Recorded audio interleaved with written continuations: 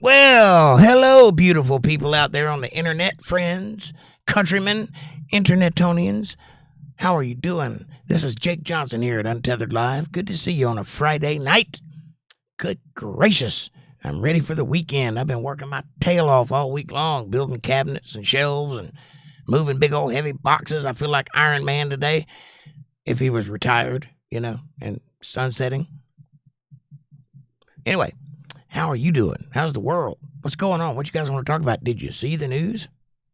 Very interesting. Bill Bennett's here first. Bill, you get the gold star tonight. How you doing, buddy? He says, hello, Untethered Live family. It's Friday. Yes, it is. I'm so excited to go to sleep. You just don't know. I'm tired. I'm ready to lay my butt down and get chewed on by a dog for the next 6 hours. Puppy. It's a cute puppy, though, so it's okay. Bill, here's your gold star, says Amanda. Amanda says hi, by the way. And hi, Untethered Live family. Good to see y'all. Happy Friday. I hope everybody had a good week. Hi, Jake. How are you tonight? Fantastic. Can't complain. Freshly shorn. My mustache is tingling. Ninja Rider's here. He says, I'm not first. Oh, no. You're also not fooling anybody, Bucks. Nice to see you. That's Waycross, Georgia in the house, Ninja Rider. Ninja says, I suspect by naming my YouTube channel Ninja Rider, y'all know who I am. Right on. I know who you are. And Amanda says, hi, Bucks. I see you came up with a new name. Good one. It suits you. Like a ninja rider on a ninja. I like it.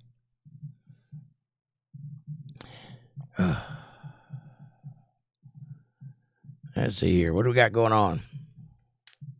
Amanda says, I know who you can't hide from me. And Ninja Rider says, yeah, it's me. And I'm so glad to see y'all. I couldn't be happier if I were at Disneyland. I've been in many a couple times. I mean, Disneyland. Ninja says, also, with the new channel, I also have new videos because, unfortunately, I could not log into my old account. But I really have some awesome videos on there. Well, hopefully you can get back on there. Hopefully you can remember your password or whatever the problem is and get those videos. Take my advice, new channel user. If you have a new channel and you're doing this for real, go buy you an external hard drive from Walmart for about $80. You can get a 2 terabyte hard drive for $80 and make a copy of every video you make and put it on that hard drive, and don't use that hard drive for anything but storing copies of your video. Use a app called Handbrake. Handbrake is an app that compresses videos. Won't take you long to learn how to figure it out. You set it on the setting and set it to MP4 and compress it, and then it'll be half the size it is that your film is. I'm guessing your film will be pretty big, but it'll compress it down and make it easier to store and easier to upload to YouTube also. So take my advice and do those two things. Put a copy of every video you make on a hard drive, name it, date it, put a copy on it, right? Always do that. Always put a date, always have an individual name, and always make a copy. And do that before you upload it. And make that part of your process. It's a little extra work, but it's worth it. Because in the event your YouTube channel goes down, your computer crashes, any number of things can happen. You get hacked. You have all of your material. You hadn't lost anything. You just have to go through the painstaking rigmarole of re-uploading. But it's worth it. Trust me. Amanda says, nice, Bucks. I'll check it out. Yes, I would like to see your ninjas. Amanda says, here's Ninja Rider's channel. If anybody's interested, go by there and give him a thumbs up and a subscribe. Help a brother out. Go out there and show him who you are. Say hello. Tell him Jake sent you. He'll give you 20% off. Ninja Rider says, don't laugh at me. I'm a beginner. I'm not laughing. I was a beginner too once. It ain't but one way to learn how to do it, and that's to go through it. And you'll get there. And if you need any help, I'm available 24/7. Just shoot me an email right here. Right there. Shoot me an email, and I'll answer any question you have and give you any advice I can give you. I think I got a pretty decent show. It looks good, don't it? Slick, as somebody described it once. Amanda says, LOL, Ricky. Not for long. He'll be up there making more money than me before it's over with. Ninja says, only on my new channel, I'm a beginner. I'm hardcore on the other one. I got you. John says, hello, everybody. What's up, John? How's it going over there in Britain? Britain land. Nice to see you. Ninja says, is this dedicate a song night? Because I'd love to dedicate a song to my mom. Well, you tell me what song it is, and if she's in earshot, I'll play it for her. By request. What song would you like to hear? Amanda says, hi, John. And he might be able to do a song or two tonight. Well, my voice is a little scratchy, but I think I can eke one out if it isn't too complicated. Ninja Rider says, oh, my goodness. Here it comes, my best friend in the whole wide world. I would love to hear Mama Tried. Oh, you would pick a song I don't know the words to. Hang on. I got a solution for this.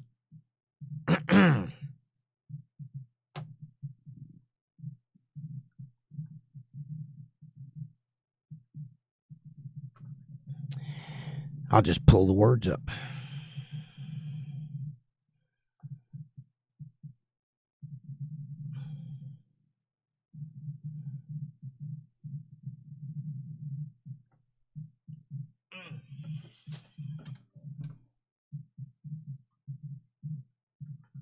And by the way, my mama's my best friend too. She's dead now. But I'd tell her anything. She was a good woman. All right, I got that.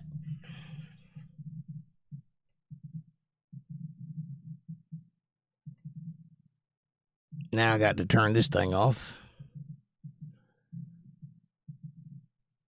There it is. All right. By request, a little Merle Haggard song in the key of D, and it goes like this. I can't do the whole thing, the intro, because it's up here. But I'll just do this.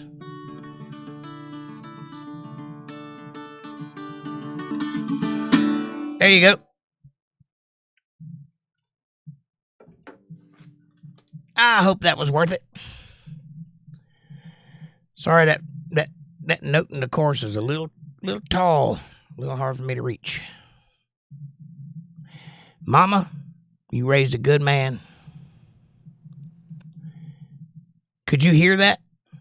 I just realized that my noise suppressor wasn't off, and I just turned it off, so it was weird. I hope you could hear the guitar in it anyway.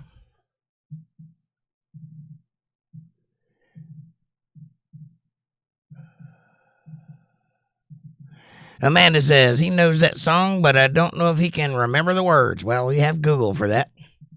Ninja says, I got my brand new tire for the front of my Kawasaki Ninja. First brand new tire I've had on an engine. Why are you putting a tire on the engine? It goes on the rim. I thought you were a bike mechanic. Don't put the tire on the engine. Put it on the rim. Amanda says, I think the Trump drone show was freaking awesome. They nailed that show. Yes, did anybody see the Trump drone show? It was quite nice. Yet further proof that the drones that were being seen all over the place was a military thing. Now, how do I know that?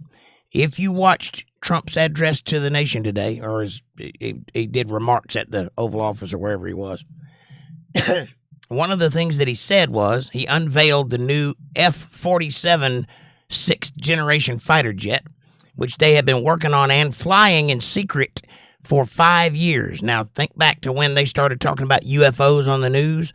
It's about 5 years ago. Think about that. And back then, if you watch my videos, you would have heard me say something about it. And I would have said something to the tune of, every time they start talking about UFOs on TV, something weird is going on militarily, and they don't want you looking over there, so they put this up in your face, say, hey, look at this. Well, I'm over here doing this in secret. I said that then. When the UFOs started being seen all over New Jersey, I said then that, mark my words, they know what it is. To somebody, it's just an FO. It's only a UFO to us because they're not telling you what it is. And the fact they're not looking at it should tell you everything. Because if they were flying over New Jersey and it wasn't ours, everybody would be looking at it, not just consumer-grade people.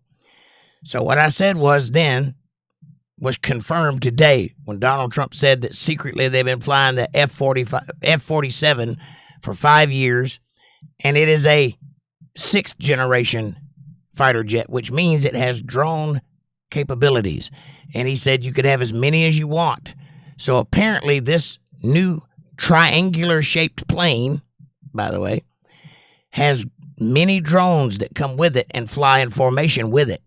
And it is super fast. It's way faster than anything we've got, and it maneuvers way better than anything we've got. Better than the 15, better than the 35, better than the whatever, you know. So, as I said then, and I say now, all mysteries are solved within 6 months, most of the time. A conspiracy theory is the truth plus 6 months. And then it's no longer a theory, it's real. And that's exactly what's happened here. Trump has unveiled the answer to the question without saying that. I mean, he said everything that if you put 2 and 2 together, it's all there. That, remember back when the New Jersey thing was happening, when he was elected, he said, I've looked into it, and the only thing I can tell you is that we know about it and that it is FAA approved and they're safe. That's all he said. He did not tell anybody what it was, and he wasn't going to because it was a secret aircraft thing. So I hope that clears that up. That's beautiful that we've got a brand new aircraft for the Navy, for the Air Force, and that we will stay dominant in the skies for years to come because ain't nobody got a plane like this one. So check that out. And it has drone technology, which means it has formation attack capabilities that are unmanned, which means no pilots die in process of attacking, which is beautiful. And I think that was commemorated by the drone show that they did. What was that for? Was it a Super Bowl thing or something? Hello? They didn't say what it was for. They just had a drone show for no reason? It was for something anyway. It was on TV. We saw it. It was a beautiful drone show. They had, all kinds of cool stuff that drones can do. Oh, hang on. My chat jumped. John says it was my birthday yesterday, 33 minutes ago, 54 now. Congratulations and happy birthday, John. Happy birthday, dear John. Happy birthday, dear John. Happy birthday, dear John. May you not die today. I hope that's good. Happy birthday, buddy. 54. I just turned 50 in December, so I feel you, brother. Bill Bennett says, happy birthday, John. And Amanda says, happy birthday, John. Ninja says, I'm so tickled you have no idea how much I love this channel. This is the most awesome thing that has entered my world. Thank you. I'm honored. Thank you. It tickles me to no end that you feel that way. So thank you for being a loyal member to the show. It means a lot to me, John. Maybe we'll get you to join it sooner or later. John says, thanks, everyone. Hearts and thumbs up. Well, yeah, man. I hope you had a great birthday. What'd you get for your birthday, by the way? Amanda says, oh, Bucks, that's awesome. And we like having you here with us. Absolutely. Amanda says, here's Jake's email if you guys want to, get some advice or whatever for channels stuff. I'll help you out. I know all the secret stuff. I know all the easy ways to do things. Ninja Rider says, thank you so much, bro. You have no idea how much this means to me. You're a very awesome person. Thank you, and you are too. And I wish we could meet in person because you're my kind of dude. Anyway, tell your mother if she's in sight or if you have to pray to tell her, whatever you got to do, that it was my honor to sing a song for her. John says, my man was my nan was my best friend, hard as nails, but a caring person, and give you her last dollar. Yep. Nan, that's a grandmother in Britain, I think. It's either grandmother or aunt. I don't know which. One of those.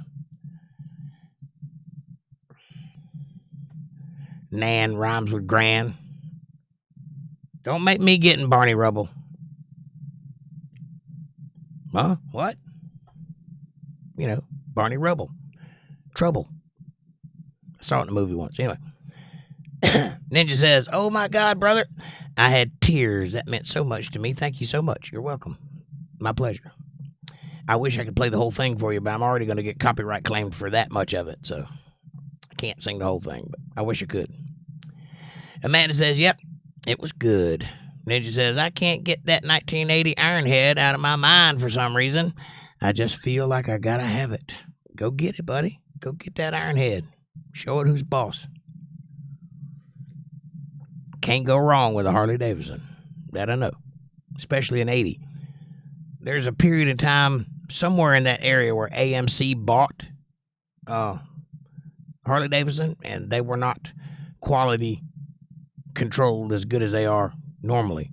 But that was only like a 10-year period or 5-year period, something like that. And then Harley bought it back, and they were right back to normal again. So I don't know exactly what year that was. It was probably 82 or something like that.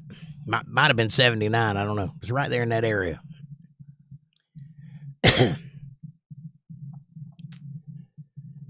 Amanda says, your chat's about to jump. The one you saw in the garage or the one Amy has, Bucks. That's a 74 that Amy has. He's talking about an Ironhead. I don't think hers is an Ironhead. I think it's a Softail or something. I don't know. I didn't get a good look at it. Amanda says, I can get you pictures of the one Amy has. Right on. He's probably seen them. And Ninja says, the one in the garage is the same year model as I was made. So apparently he was born in 1980. Right on. Yep. Fender Guitars has that same problem. In the 70s, they were bought by CBS, and CBS did quality control. I mean, they lowered the price of everything, which meant the quality went down. And so in the period I was born, 74, that was the worst year for Fender Stratocasters. So I can't go buy a birth year Stratocaster and play it. This is as old as I am because it sucks. Kind of like me. Anyway. John says, thank you, Jake. My pleasure, John. Ninja says, happy birthday, John. And Amanda says, right, Bucks? And John says, nothing. You didn't get nothing for your birthday? Well, that sucks, man. I love you. I hope that helps. Amanda says, Nan is grandma, right? I thought it was something like that. Monkey Juice says, don't ask Orlando to put a drone show on. Why not? Was that who did it?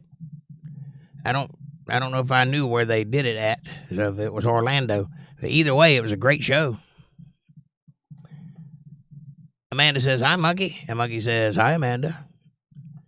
Amanda says, Monkey, that show was freaking awesome. Admit it. And John says, thanks, Ninja Rider, for the birthday wishes. Monkey says, it was, Amanda, but some kid got brain damage from it. Really? How's that? Did a drone fall and hit him on the head? That sounds like bad parenting, not bad drone show.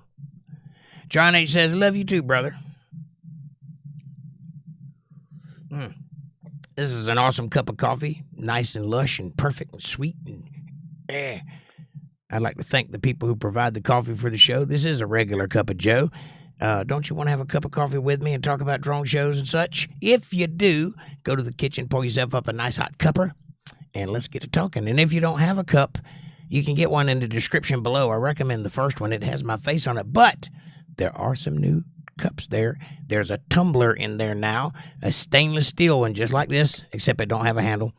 That's the only thing. I couldn't find one with a handle, but there's a short one and a big one, and they're stainless steel, and they keep your coffee hot for 4 hours or more on a hot day, all day long. You know, it depends. If it's a cold day, it'll definitely be hot for the next 4 hours. Anyway, they're great cups. Go check them out if you want one. And there's also water bottles there. There's a 20-ounce and a 32-ounce water bottle. One of them has a built-in straw and is thermos-like, and the other one's like a milk bottle, but it's stainless steel. You can also get a T-shirt or a hoodie or a hat. We got Untethered Live hats now. They're not any crap either. It's not those little cheap trucker hats. This is a denim embroidered Untethered Live hat. They're very good quality. I'm going to get one just as soon as I can. Matter of fact, I'll probably buy it tonight. So check it out, and you can follow that link right down there in the description. In the chat, and take you right to the store. You can see all the beautiful things we got there. You can even get a shower curtain, for God's sakes. I got it all, baby, and more coming soon. And I forgot where I was going. Oh, yeah. Like, subscribe, share, support, join, and super chats are available in the chat box if you want to show a little bit of love to your brother. If you want to throw a little clang-a-lang in my pocket, if you want to, you can do that right there. Or hit that Cash App, which is preferable because I get all of it, $ Jake Johnson Band, and I appreciate that very much. Now, back to the show. Oh, yeah. Not quite. If you want to have a great place to hang out that's not the show, where you don't have to be here at a specific time and wade through all of the ads and all that, if you just want to hang out and talk, share pictures, videos, texts, and chats, you can do that by going to facebook.com/UntetheredLiveFamily. Facebook.com/UntetheredLiveFamily. The link is in the chat. It's a great place to hang out. It's new. It's got good friends and good people there, so go check it out, and I appreciate your patronage. Now, back to the show. And thank you all for that. A little scratchy today. Pollen's high, I guess.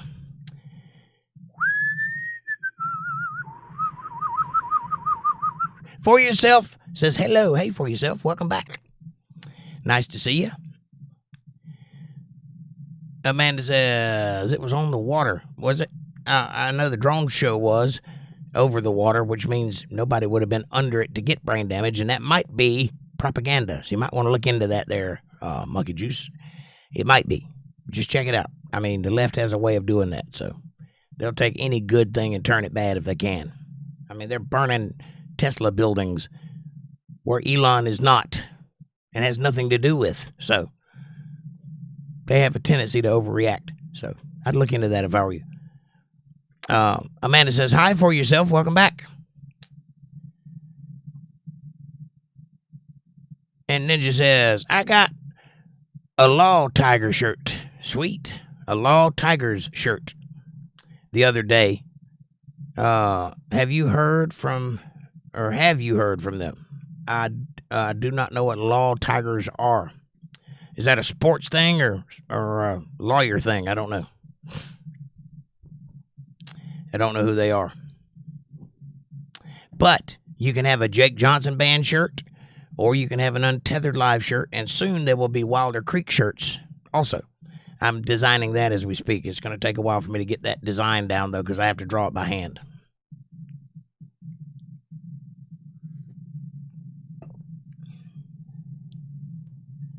But you probably don't care about those because you've never heard my band, so you wouldn't know. But if you are a member, if you are a person who has been to a show and you'd like to have a Wilder Creek shirt, there will be available. And Jake Johnson Band shirts are already available. And those guys played with David Allen Coe. So, you know, and Confederate Railroad and a couple other names out there. And Lightning Hopkins and stuff like that, you know. John says, after work today, went for a nice long ride on my Harley. Sun was out nice. Sounds great, John. Excellent. I'd love to do that. I might do that this weekend. I hadn't been on my Harley since I got my truck, so probably need to run her a little. I might just do that because it's been nice and hot the past couple of days. You're right. Good riding weather. Nice leisurely stroll in the forest down long country roads is the way I like it. I ain't in a hurry when I'm on my motorcycle. I drive fast, but I'm not in a hurry. paying attention. Amanda says, LOL, Jake, your Harley thinks you don't love it anymore. It's a her. How dare you? She don't think I love her anymore.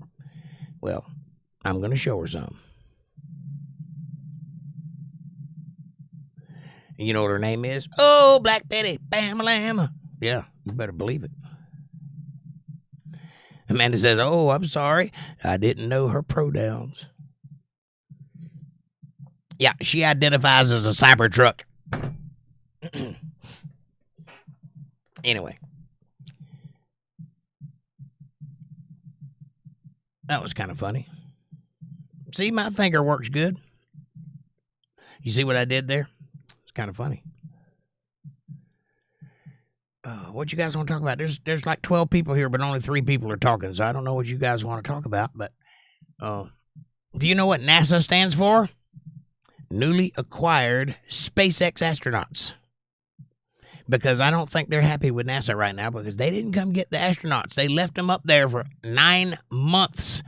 They were supposed to be there for 7 days. They were there for 9 months because Joe Biden just didn't want to ask Elon to go get them. I guess he figured NASA could do it. NASA can't do it. The Soyuz rocket can't do it from Russia because we're at war with Russia effectively right now. Not literally, but effectively. We're not on speaking terms, so we can't ask them to go pick them up.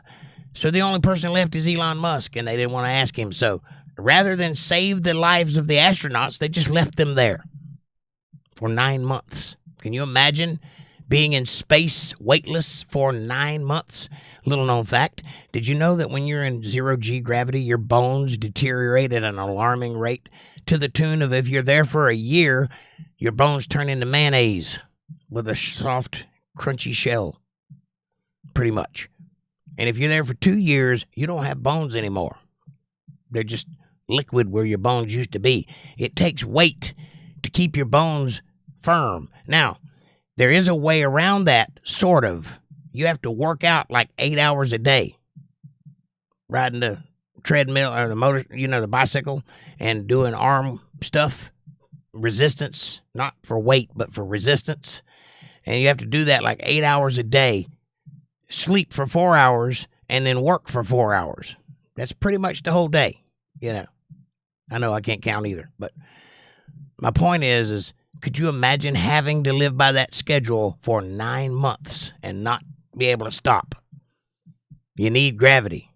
So Elon Musk went up there in his dragon, his Space Force dragon, and he saved them. He's a hero, not a villain. John says, my bike runs better than any woman. Sorry, everyone. Hey, you preach it to the choir, buddy. There ain't nothing like that potato sound. You know what I'm talking about? When you fire it in, it goes, brah, potato, potato, potato, potato, potato, potato, potato, potato, potato, potato, potato, potato, potato, potato, potato. Nothing like it. It'll get you excited. Monkey Juice says 6 months ago, Orlando drone show, kid got hit in the head. Just to clear things up. Okay, so you were not referring to the Trump drone show that happened yesterday, which is what any thinking person would have assumed you were talking about, considering the context and the title of the video. Just to clear things up, we're not talking about the same thing, yet the implication is Trump bad, kid brain damaged. You see how that works? That's called conflating or spinning a story. Yes, all of those things are true, but they didn't happen at the same time or even involve the same people. I'm sorry for the kid's accident. And Amanda says, yeah, accidents happen every day, so... Ninja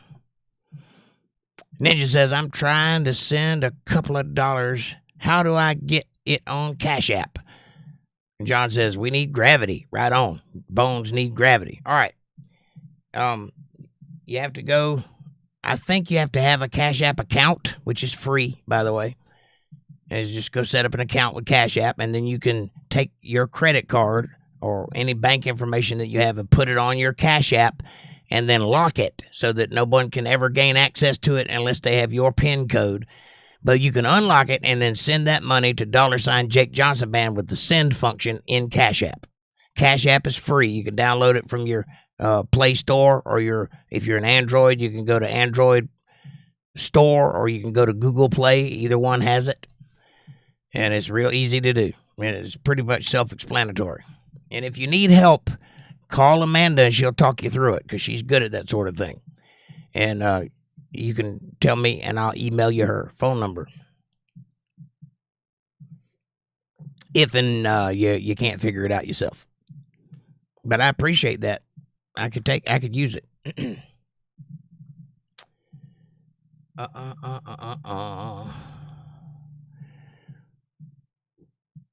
And Amanda says it's $ Jake Johnson Band when you finally get on Cash App and get it set up. John says, I was going to say a different word, but didn't want to get banned. Well, you got to keep it a little under the table, because there are children that pop in here from time to time, but I understand what you're saying. I'm not going to ban you for slipping up. You know that already. You're a buddy. I only ban people that come in here to troll or to cause trouble. And Ninja says, well, if you don't have anything to talk about, have you ever split the block of a Kawasaki Ninja motor? It is the most horrifying sight you'll ever see in your life. I have not done a Kawasaki Ninja, but I have done other motors. And yes, there are some tedious things in motors. And if you're talking about splitting it, like blowing the engine, cracking the block, yes, I've done that. I had a van, a 40 Econoline van, that had a split all the way down the engine block because it froze, and I had water in it instead of antifreeze, and the block cracked. So I just put JB Weld on it and kept driving it. I could stick my fingers in the block and touch the pistons. That's how deep the hole was, or touch something in there that moves up and down. It might have been the piston rod. Anyway, it leaked water out of that crack. But as long as I kept water in it, it would run. I ran it hot all the time. That's a tough motor. It never did stop running, though.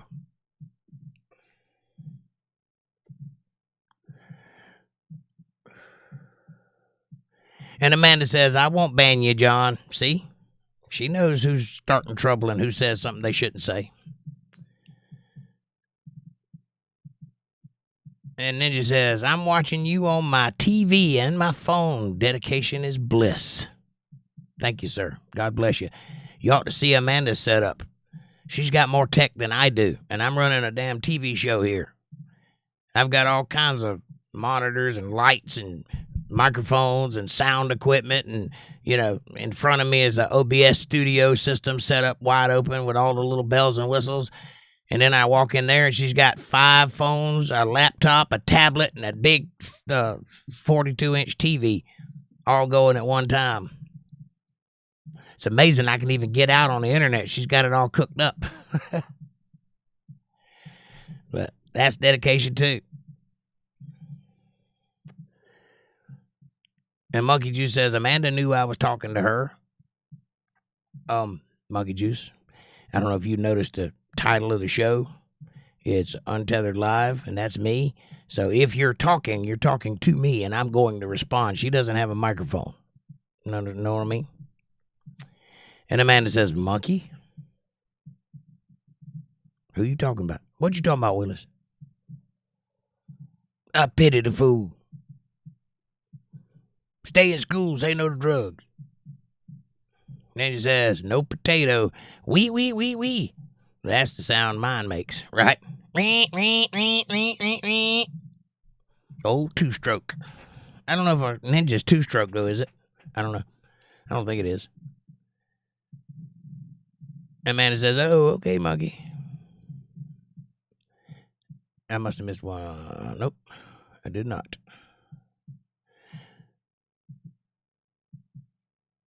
Bill Bennett says, when I went to college for a short time, I saw a Mazda rotary engine in pieces, and it looked like a spaceship. Oh, yeah? Yeah. There's a lot of pieces to a motor, especially a rotary motor. Ninja says, all the rotary engines still look like spaceships. Right on. I used to be a shade tree mechanic back when you could actually work on a car. And I could do all the stuff. Bottom end, top end, didn't matter. Lifters, rods, pistons, valves, you name it. Rings, rod bearings. I did all that stuff. Now, I've got a Chevy HHR out in the front, and I open the hood, and all I see is plastic boxes. I have no idea what's going on under the hood of that thing, and I wouldn't even know where to begin. It don't have spark plugs. It has coils. 6 of them. I think there's a spark plug in the coil, but it's an individual thing. That seems like overkill. What happened to a distributor cap and one coil? That used to work. I don't know why they do it differently. I think it's to make people stop working on cars. It's working. But I work on my motorcycle, though. It only has 2 pistons. Or, I don't know. Might have 4. I think it's 2. It's one of those. Amanda says, I saw a motorcycle accident that split the entire brick and motor in half. The entire bike and motor in half. And the wiring harness was the only thing holding it together. Wow. How did the rider fare? Bill says, was it a small block Chevy? No. Wait. What are we talking about? Are you talking about my van? It was a Ford Econoline. I remember saying the word Chevy, but I don't know what we're talking about.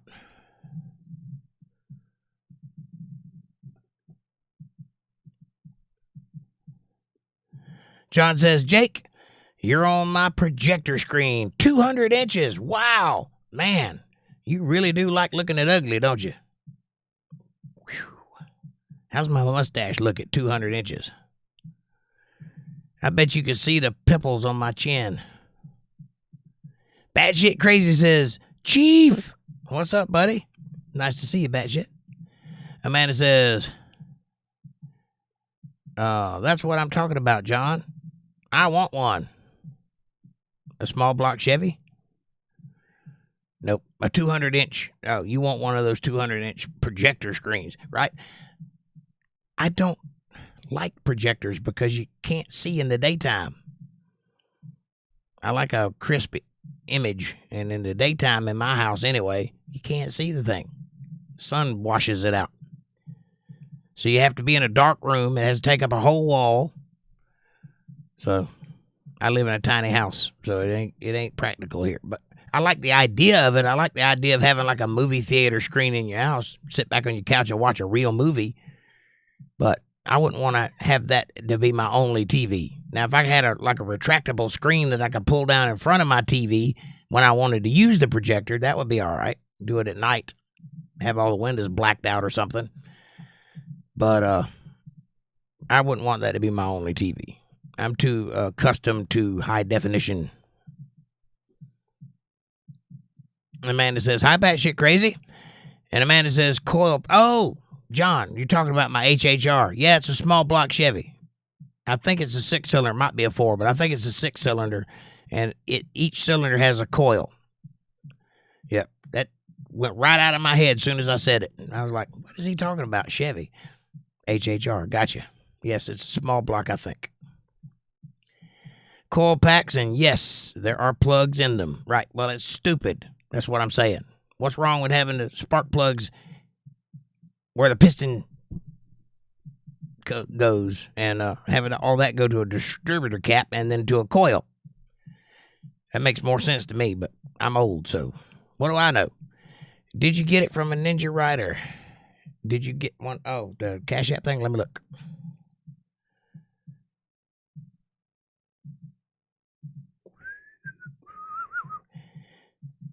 Yes, sir, I did. Thank you very much. God bless you, sir. Let me, I'll give you a little, thank you very much. Is your name that? Is that your name?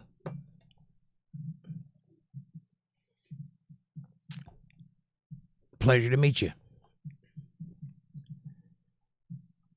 And thank you for the super chat, by the way.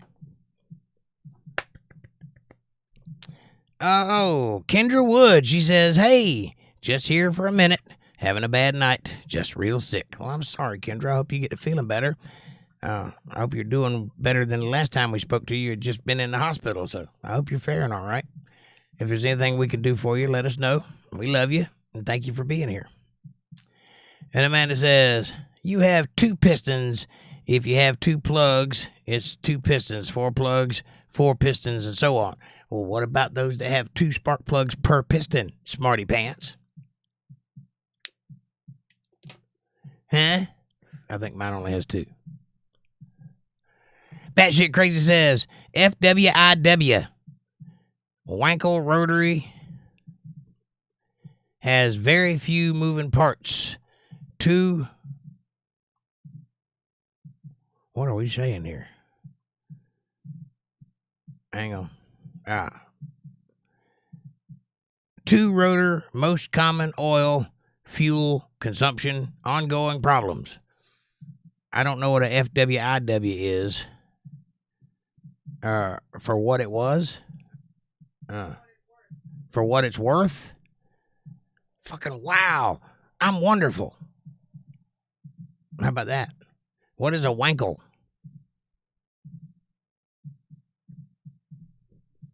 Wankel Rotary. I guess that's a type of engine. I don't know. I've never heard of one. Has very few moving parts. Rotary, most common part. It has oil and fuel consumption, and it's an ongoing problem.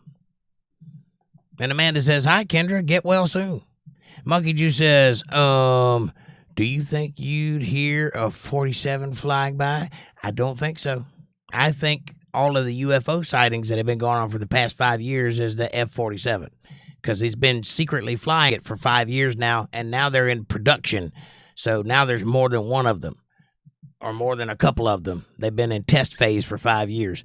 So, and it has drone capabilities, and it has the unlimited number of drones. I don't know how many, but he said as many as you want. So from what little bit he did share, which he didn't share a lot, he showed a picture of the nose of it, but the rest of it was blocked out with smoke. So it is a triangular-shaped airplane, from what I can see, which would fit all of the different UFO sightings. So think about that. And I think you probably wouldn't hear it because not only can it fly higher and faster than any other jet in our arsenal, faster than the F-15, faster than the F-whatever, faster than the F-35, it's fast. And it can maneuver better, which means it has things unlike anything we've seen before, like the UFOs they've been describing. And it probably has no heat signature. It probably has no sound. It probably can fly at subsonic speeds up high in the atmosphere. And it probably could attack you and be gone before you even knew you were attacked, I would imagine. The way they're talking about it is that it's going to keep us air dominant for the next 50 years. So, you know, it's going to be an awesome airplane. I can't wait to actually see one. Bill Bennett says, I was talking about your van, water froze in the block. Oh, no, that was a 40 Conoline van. And that was tough. And it was a big block engine. I believe it was a V8. I think it was a V8. It might have been a V6, though, the Econoline. It was the big Econoline, the extended cab, so I'm thinking it was a V8. Anyway, it was a tough motor. Bill said, I read that one. For Yourself says, guys, I feel uncomfortable today for several reasons. What should I do now? Tell or be quiet? Well, I have no idea what you're talking about, so I can't advise you with no information. Tell or be quiet about what? Second of all, why would you feel uncomfortable? Third of all, why did you have yourself in a situation that would make you uncomfortable? Think before you act. Didn't I tell you that the last time we talked? Don't put yourself in uncomfortable situations, and know who is the boss of that situation, which is you. And also think ahead. Know that you're not in an environment that doesn't have circumstances that can arise. If you're hanging out with dudes, you have to be aware of what they're capable of. So, you know, watch a movie or read a book or, you know, understand what they're after so that you can be comfortable in doling out when that happens and when it doesn't. And also knowing how to handle yourself and present yourself will not put you in a position where you can be taken advantage of for mixed signals. Don't ask for something if you're not selling. Don't advertise if you're not selling, right? No reason for you to be uncomfortable or unsafe. And did you buy yourself a hammer? Like I told you, carry a hammer with you. Very few men have come back for seconds after a ball-peen hammer to the forehead. That pretty much puts an end to anything that would make you uncomfortable immediately. Trust me. And Amanda says, yes, Monkey, it's going to be a badass fighter. Yes, it will. And it's called the F47 after the 47th president. So every time it attacks, you'll know you've been bombed by 47th President Donald Trump. It's kind of nice. I like that. Kendra says, hey, Amanda, love you. Oh, sorry. Hey, Amanda, love you. Heart. Sorry. Rich, what's up, buddy? He says, I just got a new 42-inch monitor. You are scary on a big screen. Well, thank you, dear. I appreciate it, buddy. Yes, I am. I'm scary on a little screen. I make myself uncomfortable sometimes. But I'm proud of you for the 42-inch monitor. I have my option. I can have a 42-inch or I can have a 60-inch monitor. And I'm thinking about when I set my studio up so I can do recording, I'm thinking about running my studio on a 60-inch monitor so I can see all the little bells and whistles really clearly. But I don't think I'd want to look at it every day. You know, that's a lot of screen to have to look at. You'd be losing stuff on that thing.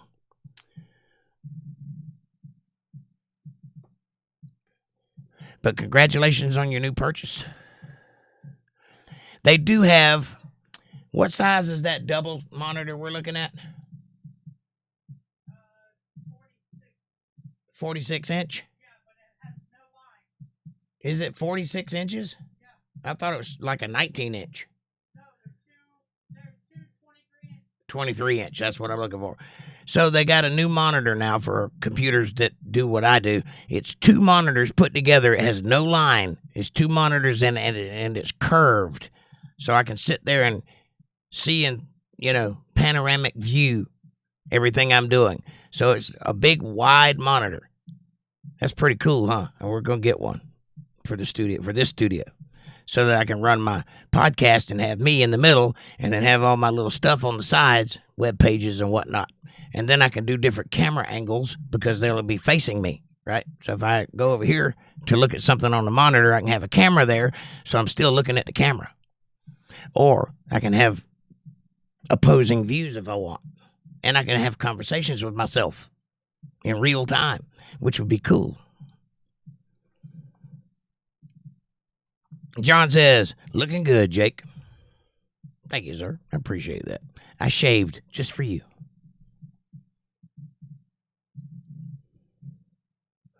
Amanda says, heart, Kendra. Ninja says, be careful, loving Amanda. She's married. I know. I know her husband. And Batshit Crazy says, we see wankles in experimental aircraft. Pretty common. Okay. Are you talking about the F-45 or F-47? Is that what you're referring to? I thought you were talking about a rotary engine. And Amanda says the projectors are high def too. Yeah, but they're washed out by the sun, which depletes the high definition. It defeats it.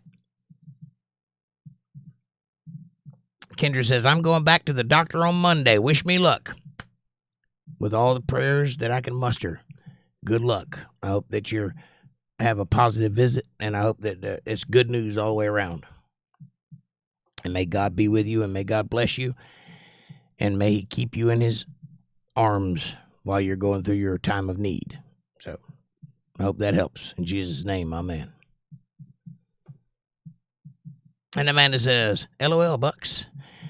Ninja says, I had one of them really cool Honda Shadows. They had 2 pistons and 4 spark plugs. Really couldn't figure it out, but I loved it. It was a 600. Yeah, I had a American Classic Edition, ACE, Honda Shadow. It looked just like my Harley Davidson, except the metal on it was all plastic. But other than that, it looked just like my Harley. And it was a 750. I believe that's what it was. And I'm telling you that I actually preferred driving it rather than my Harley. Because on my Harley, I feel like I'm on top of it. Right? If you understand what I'm talking about, it's a little top heavy. But that Honda, I felt like I was down in it. I felt like it was easier to control, easier to sit on, less worried about knocking over, I don't know why. It just felt more comfortable. But you can't beat a Harley. But I preferred riding the Honda. I didn't like the gear shifter, though. The Harley's gear shifter is much better. And Ninja says, Danny Ford Econoline are awesome. Right on. I like the big Econolines with the 2 doors in the back and the 2 doors on the side. I don't like that slidey door thing. I like the captain's doors. And that's what mine was, the extended Econoline. And I like those if they're older. I don't like the new ones. I don't like anything new. I'm an old person. I like old stuff. They made things better back then. Bill Bennett says, prayers to you, Kendra. God bless. Amen. And Ninja says, damn, LOL. Hang on. Chat jumping again. Amanda says, that's a V12 then. Kendra says, I'm in respiratory failure. It is a nightmare and I hate this BS. I hear you and I'm sorry. Maybe you can claw your way back out of it. I don't know. That has happened before. So just stay strong and work your way through it. Take your medicine. Do your breathing treatments. Walk if you can. Amanda says, get well, Kendra. Stay strong and you will get through this. Amen. Ninja says, where is motorcycle accident? I've seen the bike rolled for 100 yards at least. The rider balled up and stood up at the end and was proud to be alive and no broken bones. Yeah, I'd be proud to be alive too. I had a motorcycle wreck about a year and a half ago, 2 years ago, something like that. It was just me. It was in the middle of the night, and it just finished raining, and a deer ran out in front of me, and I jerked my handlebars and drove straight off the road into a deep ditch. So my bike stopped, and I went over the handlebars and the windshield. I don't know how I did that, but I went all the way over it, and I landed flat, face first, down on the dirt in the dark, which means I couldn't see the ground. I had no idea where I was going. Like a whip. Pow! Hands out, face down. Pow! Just like that. I think I fractured my neck. I hit pretty damn hard. I was in bed for a month after that. I could not move my fingers, and I had electric jolts shooting down my arms, both arms, every time my heart beat. So I had whiplash really, really bad, and I think I fractured my neck. But I got through it, and I was lucky to be alive then, and I wasn't going but like 20 miles an hour. If I'd have been going 60, that'd have been lights out, But I hit pretty hard. Right on my face. Whoop-pow. And I got back on it just as soon as I could move my fingers and kept riding. And stand up. I couldn't stand up for very long. It took me almost a full month to regain use of my fingers. They wouldn't move. Like they weren't paralyzed, but they wouldn't move. Like the muscles just would not respond. It was a terrifying month. I didn't eat that whole month, I don't think. Except my sister would come by like once a week and bring me something to eat, and I might snack on something then, but I didn't get up and fix myself anything, that's for sure. And I was here all by myself. That was a scary month, but I got through it. Back to you, Bob. Ninja says, I've said a bunch of back sideways besides fenders of cars. I've missed a lot of stops, but I've yet to tumble a bike. Well, listen to me carefully, and I know you already know this, but I'm talking to people who might not be as experienced as you and I on a motorcycle. If you purchase a motorcycle and put your body on one, it's not if, it's when you crash. That's when you're going to gain respect for the thing you're on. You might think you got it whipped. You don't. You might think you're in control. You're not. That thing can get out from under you at any minute and go that way, and there's nothing you can do about it except prepare and hope for the best. It is not zero, the chances of you dying on a motorcycle. Every single time you get on it, it's not zero. It's like 80% chance you won't, but there's a 10% chance or 20% chance you will. So remember that. And be careful. Stay out of everybody's way. They can't see you. Pretend like you can't see them and stay out of their way. Or something like that. Bill says, inventor of the rotary, the inventor of the rotary. I think that, that word that I can't remember now that batshit crazy said, whackers or something like that, whatever it was. The inventor of the rotary. I think it's like a car's AC compressor, wobble plate. Got it. Yeah, I've seen one before. Batshit Crazy says fewer mechanical parts and individual coil packs. Very precise output. Don't require lubricant. Modern piston aircraft use them. Outboard motors do too. Gotcha. That's cool. I've seen an aircraft rotary engine. I've never seen one in a car. Except for that jet car that Jay Leno has. I've seen that one, but Ninja says OHC, overhead coil pack. Overhead coil pack, OHC. Got it. Bill Bennett says inventor. I got you. I figured it out. John says, I pulled thousands of engines out of my stepdad. I pulled thousands of engines out. My stepdad owns a scrapyard. That's awesome. I would love to do that. When I was a little boy, you know how when you're a little kid, you want to grow up to be a fireman or a policeman or a construction worker or whatever. I wanted to own a junkyard. Why?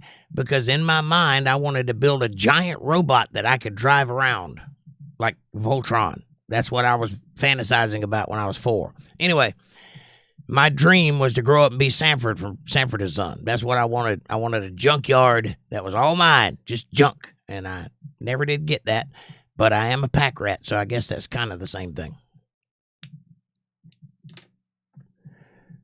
I still want to build a giant robot that I can drive around, by the way. Just so you know. It's not going to happen, but, you know, it's in there somewhere. If I ever get the time. And the junkyard, I might do it. It'll have, like, washing machine legs. I'm just kidding. Amanda says, yeah, Bat, but the coil packs are way more expensive than a distributor and wires. Right on. And that's what I'm thinking about, consumer affordability. Why would you make a car harder to keep up when you have the option to do it cheaper? I don't understand that. I understand if you want a luxury car that does the best of everything. Yes, if you got the money, you can go buy that. It's called a Tesla. Try it out. But if you're like me and you need a transportation, why isn't there a consumer-grade vehicle that is made of cheap stuff that runs and does not break? You sell it for $13,000 or $20,000. Fun fact, you could buy a car for $13,000 when I was a kid. A brand new car. You can't do that anymore, I don't think. Ninja says, hit me up, Kendra. I'll take you for a ride on a Ninja, and you'll feel better after that. Right on? Yeah, Kendra. Ninja Rider here is in Georgia. He'll take care of you. Batshit Crazy says, Mazda, only sizable manufacturer interested in Wankel, that's the word, rotary engineering. Nice. Why don't you go try to get a job with them? Get an entry-level job, start sweeping the floor or whatever, and you can pick up whatever you can pick up. And before you know it, you'll be running the place. Just be available. And if you see a problem, solve it. That's how you get a job, by the way. Find a problem and solve it. Be useful. That's how you get it done. Amanda says, for yourself, if someone is doing things to you that they shouldn't be doing or that you haven't let them do, then let somebody know. That's correct. If you cannot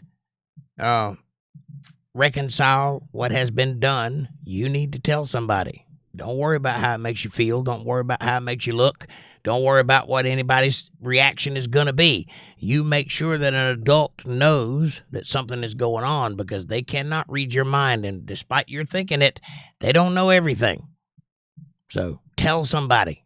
I don't care if it's somebody that you're related to or somebody that's a complete stranger. Tell somebody, and they'll act appropriately. Tell somebody that's an adult, and they'll act appropriate. Ninja Rider says 2 spark plugs on one piston. One fires during intake stroke, and the other one fires during exhaust stroke. Right on. There's a name for that system. I can't remember what it is, but I remember when they came out, the spark plug company started selling a 2-headed spark plug. Do you remember that? It was like an Ultra Fire or something like that. I can't remember what it's called. What? E3? I don't know. It's something like that. It had a name anyway, and that there was a system. Split fire, that's it. Split fire. But you can do it with 2 spark plugs too. And there are some cars that do that. Amanda says, "Hi, Rich. Sorry I missed you." Right on. And Amanda says, "Trump gonna be blowing their asses up with that F47. Probably. I think it's hilarious. Batshit says, "Look into curved screens." I did, and I'm going to get one. We got a monitor that we're looking at now that's a curved screen, and it's 2 monitors, got two pedestals, so it goes all the way around your periphery. And it's pretty big, too. It's like 23-inch monitors on each side, 25-inch monitor on each side, something like that. So that'll be right up my alley. Because that's what I got now is, I guess that's a 25-inch monitor. It's widescreen, but I got 2 of them, one on top, one on bottom. But I can take that and shift it this way, and it will sit at the back of my desk and not take up the room that 2 monitors would take up. That's what I like about it. It's 2 monitors with 1 monitor's footprint. I like that. Ninja says, "You would not hear a circular UFO because of the fact of the way it is shaped. You can't export sound from a round object shaped that way, shaped the way it is." I'm not entirely sure that a spherical object, I know you said round and there's a difference, but I'm not entirely sure that a spherical object could be aerodynamic unless it's going down. But they have tried the UFO thing since the 40s. They've done it several times. The E-car was one of them. The Luftwaffe was one of them. The German Bell was one of them. The thing that crashed in Ohio, that place that starts with a K that I can never remember the name of, that was a UFO, bell-shaped UFO. They've tried it. The fact is they're unstable. It turns out that discs don't fly all that well. They fly well, but you can't control them. You know, it doesn't have lift and drag like you need it. That's why birds aren't round. God knew what he was doing. I think the best aerodynamic shape would be like a stingray. I think they've probably experimented with something like that too, and I think that'd probably be more aerodynamic than an airplane. Ninja says also has capabilities of moving over 600 to 1,000 miles per hour. A UFO shape. I'd have to see that. The Avro car, not the E-car, Avro car. I've seen them experiment on, and they're very unstable, and they're not very easy to fly. But I don't know. There was one that they made that was shaped like a boomerang. It was they called it the wing, because that's all it was a wing. The fuselage was in it, inside of its shape, and only had 1 person in it.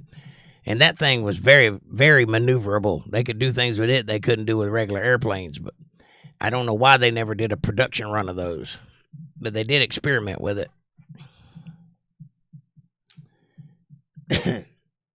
John says, "Jake, they are nice. Get one. It's worth every dollar." What the curved thing or the projector thing? Amanda says, they are curved, batshit. Yes. Batshit says, in rider, bogus. What's that? Oh, the UFO thing. I don't know. They could potentially figure out a different propulsion system, and it might maneuver under different circumstances very well. I don't know. But if you're using an engine like an aircraft does, they're not going to be easy to fly. Maybe, maybe not. Can't be proven, though, says Ninja. True. Unless they have proved it. Conspiracy? I think not. Amanda says, LOL, yeah, and her husband is crazy as hell. Referring to the she's married thing. Ninja says, smoke only travelers up so far until it reaches a point and gravity that holds it in suspension. Why can't we fly a plane in the same suspension area? Smoke only travels up until it reaches a buoyant gravity. I think it would probably dissipate before it got very high, but we can fly in that area. You're talking about, let me get my bearings. The atmosphere has like 4 layers of condensed air, right? Different gases. And then it's got several layers that are not gas, and you can't fly in those areas. You can go through it, but you can't remain in those areas because there's nothing to hold you there. But there are parts of the atmosphere, and I can't remember the different names of the different layers, but there are parts where you can streamline and go super fast, right? And the Mockingbird, Blackbird, the SS Blackbird, it's that really long, sleek black plane with the big round engines. Remember that thing from the 70s? That's where it flew at, way up there. And almost 0G. Not quite weightless, but not quite in outer space, but not quite in the air either. It's kind of somewhere in the middle. And that thing could go super fast. It goes so fast, if they were doing reconnaissance, they'd have to time taking pictures because they couldn't snap the picture fast enough while going over the target. They'd have to time it and then, rapid succession take pictures while they're going over a thing because they couldn't literally look through the lens and take a picture before they passed the target.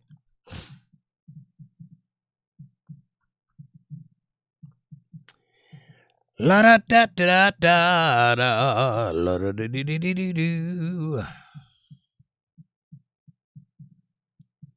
Ninja says, talk to a parent or guardian or take it upon yourself to call a police officer. Right on for yourself. Ninja says, oh, yes, they should call that the DT bomber. Right on. The Donald Trump bomber. I like it. They did. They called it the F47 from the president. I like it. John, what they need to do is paint Make America Great Again on the back of it. Like a sticker. That's what they need to do. That's funny. John says, Kendra, prayers and love. And John says, my brother didn't survive on a motorbike, but it won't stop me riding. Yeah, unfortunately, that's the gamble that we all take when we get on it, and the smarter ones of us are aware of that when we get on it and are not cocky enough to think that we can manhandle it. We just try to be careful and do the best we can. But unfortunately, that's a risk that bike riders have. And I'm sorry for your brother. I'm sorry for your loss.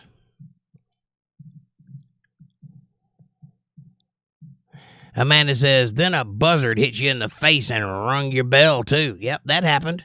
Yep. You ever been hit in the face with a bug? Try a buzzard. A 50-pound buzzard hit me in the face. I guess it's 50 pounds. It felt like a sledgehammer. And they're not, contrary to popular belief, they're not very soft. They're very meaty, very muscular birds. And I've come across them almost every day when I'm riding my bike because they're out there on the backcountry roads eating a deer or whatever. And they usually fly away as soon as they hear me coming, right? Well, this time they flew away as I was passing by, but one of them decided that he didn't want to go that way, and he turned around and came back this way just in time to hit me right in the face. Pow!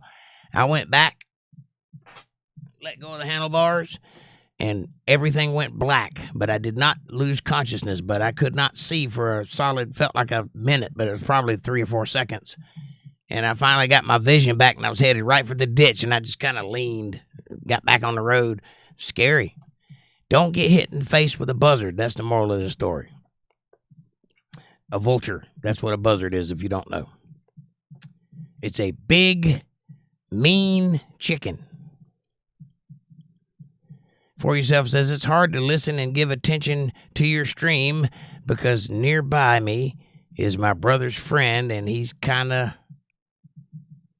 walking, finding any food in our house, and he's hungry as my brother.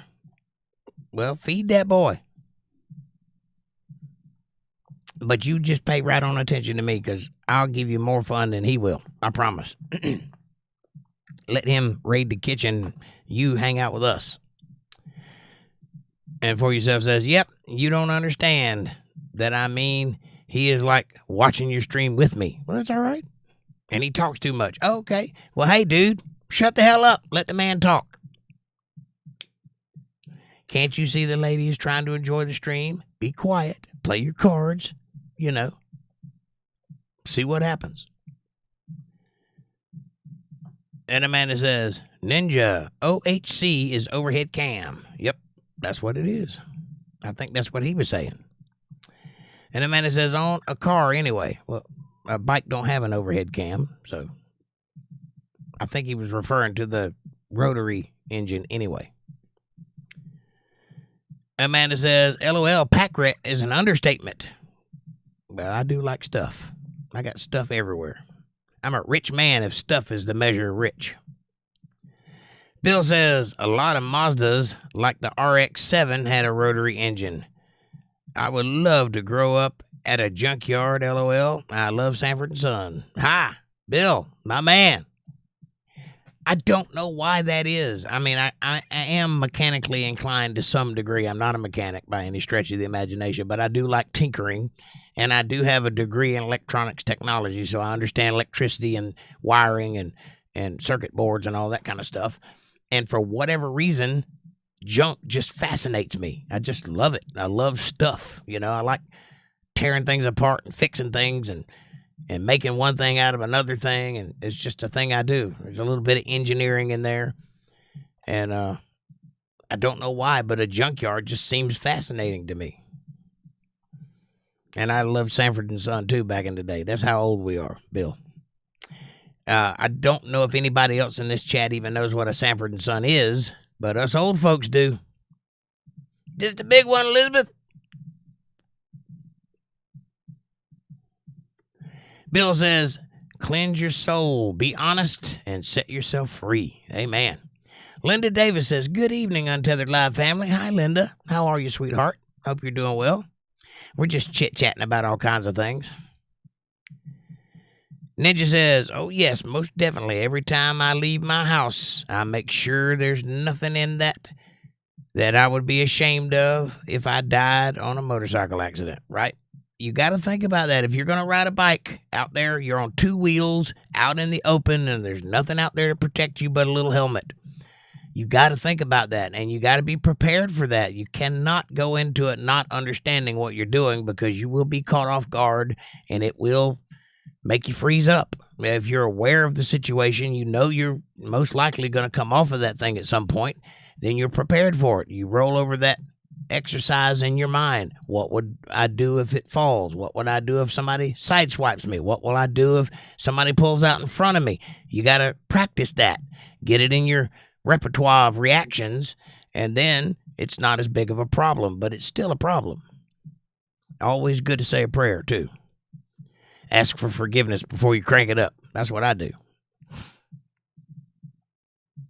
Or that's what I would do.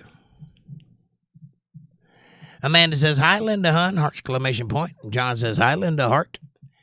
And Linda says, sorry, I'm late. I got 7 kids here today and tonight, and I'm whooped. Just finished getting all the beds done, and mine was last. And I'm in it. Right on. I will be too very soon. It's Friday, and I've worked like a dog this week, and I'm tired. And I'm going to take full advantage of it.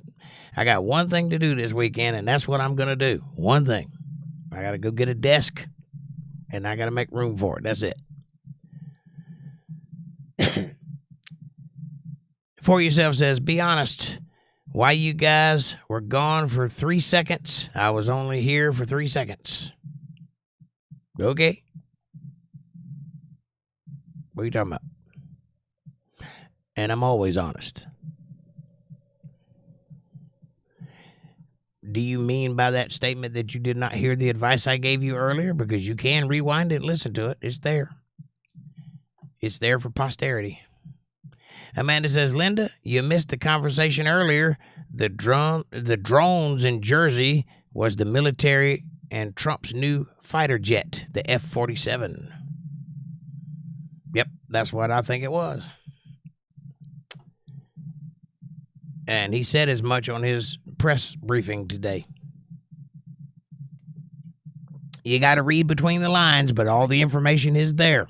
He said he'd been secretly flying that thing for 5 years. He was president 5 years ago. So that's when the program started. 5 years ago is when they started talking about UFOs on the news. 5 years ago is when all the drone activity began. And then it culminated in the New Jersey sightings, to which Trump said when he was reelected, he came on TV and said, the only thing I can tell you about it is that it's FAA approved and we know about it and they are not a threat. And that's all he could say, because they were testing the F-47 fighter jet, the 6th generation fighter jet that they just came out with. And they're now in production.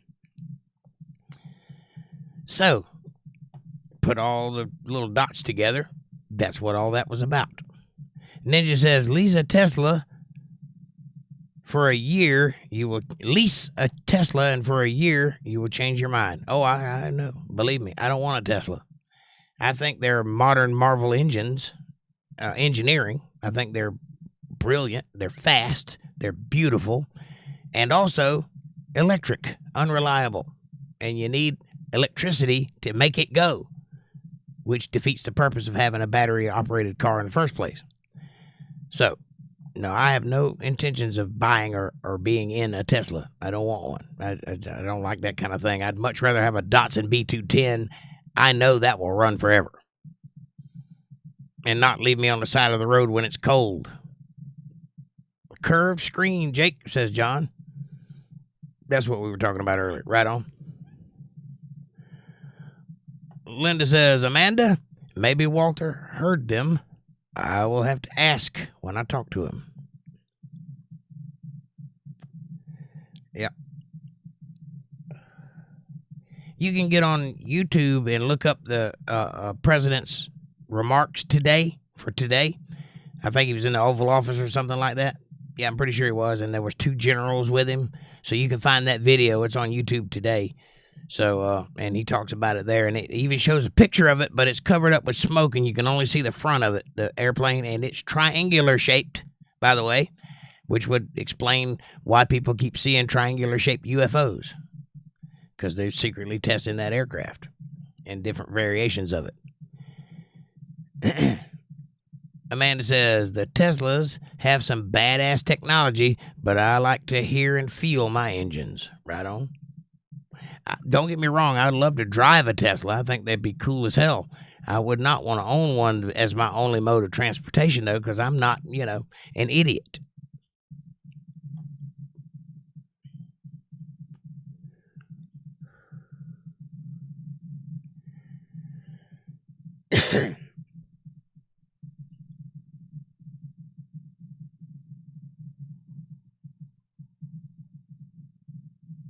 Hang on one second. My chat jumped. Amanda says, the ones in the past that all the talk was over around Christmas and before, the drones, yeah. Linda says, oh. And For Yourself says, ... EA, what's up, buddy? He says, hello, all. How you doing, EA? Nice to see you. Amanda says, they were testing Trump's new fighter jet, and it has drones that fly with it. And they were doing the tests with it. And he said it in an interview today. Yep. This new fighter jet, the F-47, has drone capabilities, And according to Trump, you can have as many as you want. So it has unlimited drones that can fly with it and attack with it that are all unmanned. And I'm not sure, but I think the F47 might be unmanned as well. I don't know. It might go both ways. It might be a transplane. I'm not sure. But that would explain all the drone sightings, testing of the drones. And Amanda says, hi, EA. And EA says, Abdullah, how are you? I'm fine. How about yourself? Bill Bennett says, them was computers taking them pictures on the Blackbird. Yes, because like I said, they literally couldn't. They'd have to time it, and it had to be computer operated because they couldn't take the picture fast enough because that thing was flying really fast. And this new airplane makes that airplane look like a Fred Flintstone mobile. Ninja says, what's up, EA? EA says, I am in Morocco. Morocco. Awesome. I am not. John says, I nearly got took out by a deer, Jake. You saying that. Right on. I've been close. I've never actually hit a deer on a motorcycle, but I don't think I want to. I can tell you that. Bill Bennett says, they are the ones that are eating roadkill. Yep. That's what a buzzard is. A big, black, scary chicken. Basically. EA says, hello, Ninja Rider. For all of those that are just joining the chat, Ninja Rider is Bucks Buggies from Waycross, Georgia. If you've ever heard that name before, that's the same dude.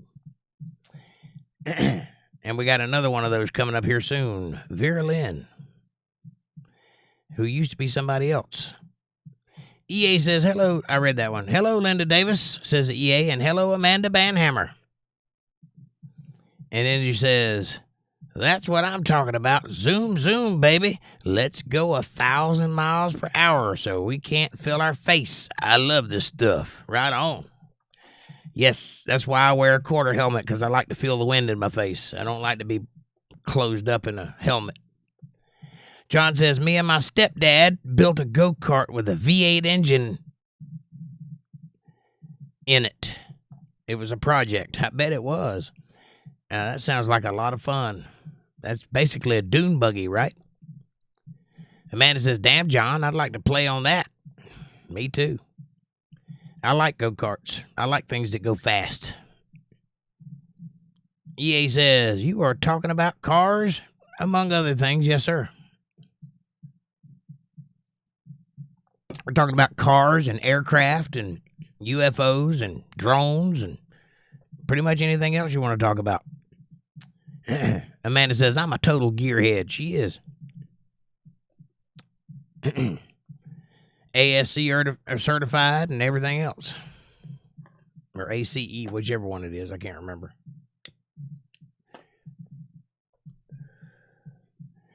Ninja Rider says, brother, let me tell you, there is no other way of me seeing myself dying other than on a motorcycle. If I died any other way, I'd be disappointed. I hear you. I understand. I want to be on stage rocking out the Freebird or something like that when I go. So I understand where you're coming from. You want to be where you're your best when you die. It's not going to happen that way for most of us, but that's what you want. Amanda says, cars and motorcycles, EA. Linda says, I sure do. A guy that Walter has known for a long time calls Walter Lamont. Hey, Lamont, come here, you big dummy. I remember that show. I love that show. I love Red Fox. He's a great comedian, too. John says, Amanda, it shook the bones off you, but fast. I'm sure. A V8 on a go-kart with no weight, nothing but V8. Oh, yeah. I bet that was fun. I bet it had big tires in the back, too, didn't it? For Yourself says, I'm too lazy to go back because someone's watching stream with me. I hear you. You do you, boo.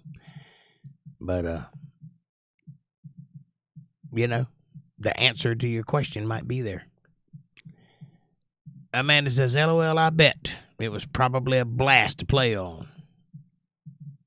Ninja says THC is known to make you hungry. Yeah. It's also known to make you forget where you left your keys. Amanda says, absolutely, Ninja. And Vera says, words can't describe how drunk I am, just aches.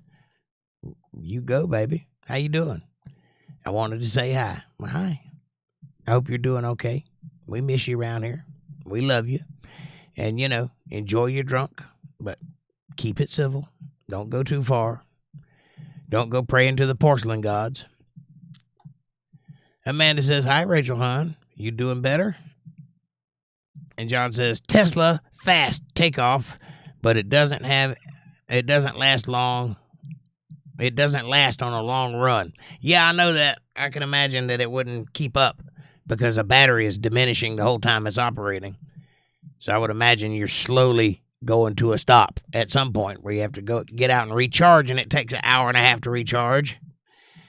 Unlike stopping at a quick stop to get $5 in gas.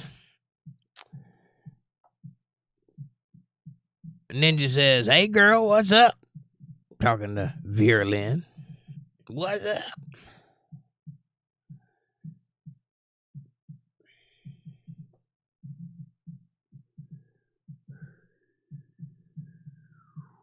Linda Davis says, hi, Rachel. Smiley face, wavy hand.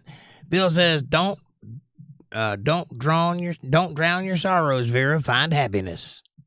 Vera says, I guess I'm doing great if I'm drunk. Ha ha. That's good. Ninja says, I have a sister named Jolynn. Jolynn? Mylyn and Jolynn. Two Southern girls. And Vera Lynn says, well, in this moment, I feel good. I knew that I would, yeah. In 9 hours, it'll be hell again. I hear you. Well, enjoy your moment. Moments always last but a moment, and they always fade, and you can always find another moment. But it's hell in between. You ain't wrong about that. But that's why we got to be tough, honey. Just grit your teeth and walk head first into it and take it as it comes. Amanda says, well, drinking is not the answer, but enjoy. It's not the answer. It's an answer until you hurl. It's the answer to the age-old question. Yeah. Ninja says, I used to dream that maybe I would be like Sanford & Son one day. Really? Me too. Me too. Vera Lynn says, for now, 'tis the answer. Right on. Alpine Gulch, howdy. How you doing, Lily? She says, howdy, Yuns. I've never lived in the North. I live in Northern Virginia for 6 years, and that's as far as I've been. Well, you're in good company, because I've never lived in the North either. The far northest I've ever been is Washington, D.C., and that was only for a vacation. And then one time I went to North Dakota, Minot, North Dakota, for 2 weeks to play in a show, and that's it. I don't have nothing for the North. There's nothing up above the Mason-Dixon line that even piques my interest, not even a little bit, except for maybe the Amish. I'd like to hang out with those guys once, but that's about it. Have a little Rumspringa action, if you know what I'm saying, but that's probably never going to happen. Otherwise, how you doing? How you doing? Vera Lynn says, when you are this depressed, Amanda, a tequila is your happiness. Well, you know the answer to how to get undepressed? Buy a Jack. Or meet a Jack, one or the other. Alpine says, hi, Amanda. Vera Lynn says, and it's the answer. I hear you. Tequila makes her clothes fall off, though. Remember that. Jose Cuervo, you are a friend of mine. I like to drink you with a little salt and lime. Did I kiss all the cowgirls? Did I shoot out the lights? Did I dance on the bar? Did I start any fights? I hear you. I've been there. Yes, ma'am. John says, hi, everybody. Amanda says, hi, Alpine. And EA says, I am tired of work and I'm going to sleep. Me too. I'm with you, EA. Let's do that thing. Let's go to sleep. Sleep the week away. I've been building shelves and moving boxes all week long. I'm tired. EA says, good night all. Well, good night, EA. Glad you dropped by. Thank you for being here. I'm not far behind you. It's 10 o'clock now. I'm just trying to get to the bottom of the chat. Before I go any further, though, I would like to ask you guys to do me a small little favor and hit that subscribe button and press the bell icon so you get notifications when I'm going to be online. Smash that like button. Hit that like button, everybody. There's 6 people in the chat and only 8 likes. That math don't math, but whatever. You know, you get the idea. Share this video with somebody you love. Better yet, share it with somebody you don't love. Bring them into the family. Make them part of the fold. Be part of their solutions, not part of their problems. Leave a comment down below and let me know what you're thinking about. Question me, curse me, bless me, challenge me, confront me, conform me, drink me Kool-Aid. Make your own Kool-Aid as long as you're thinking critical. That's what I want. Critical thought coming from that brain of yours. And hey, if you dig the content and you'd like to see more of what I've got to offer, if you'd like to help me get this studio up and running, if you want to support your local live entertainment, you can do that by joining the channel or getting yourself a t-shirt in the store down there, or throw a Cash App in the Cash App box. But if you want to help out in a substantial way and see to it that I get all of your donation, you can do that by going to paypal.me/jakejohnsonband, or if you're a Cash App user, you can use $jakejohnsonband. Every little bit helps. There's no number, there's no price tag. It's a free show, but every bit helps, and I am brought to you by viewers just like you. So if you want to support this work and make it prevalent in the world, help me do it by donating to the channel. And I will always do everything in my power to be worthy of that support. I will answer all of your questions and comments. I will go deep down the rabbit hole with you. I will read all of your chats, as I always do right now. And we're back. There seems to be a hole in this thing. I can't figure it out. It keeps going empty. And then suddenly it's full again. Amanda says, well, sometimes you do what you got to do, Rachel. Right on. Amanda says, good night, EA. And Ninja says, Lord God, as I get on this bike, I pray that you keep me safe. And if I am to die today, I pray that you give my family peace and don't let my neighbors get my Harley. Amen. I'm with you there, buddy. God bless you. Linda says, Rachel, my family is what keeps me from going into the bottle. Family is important. This is a family, and we are yours. So, you know, if you want to be that for us, we'll be that for you. Linda Davis says, hi, EA. Good to see you. Bye, EA. Nice to see you. Ninja says, stay away from the bottle, Linda. Trust me, I'm 9 years sober. 10 years sober.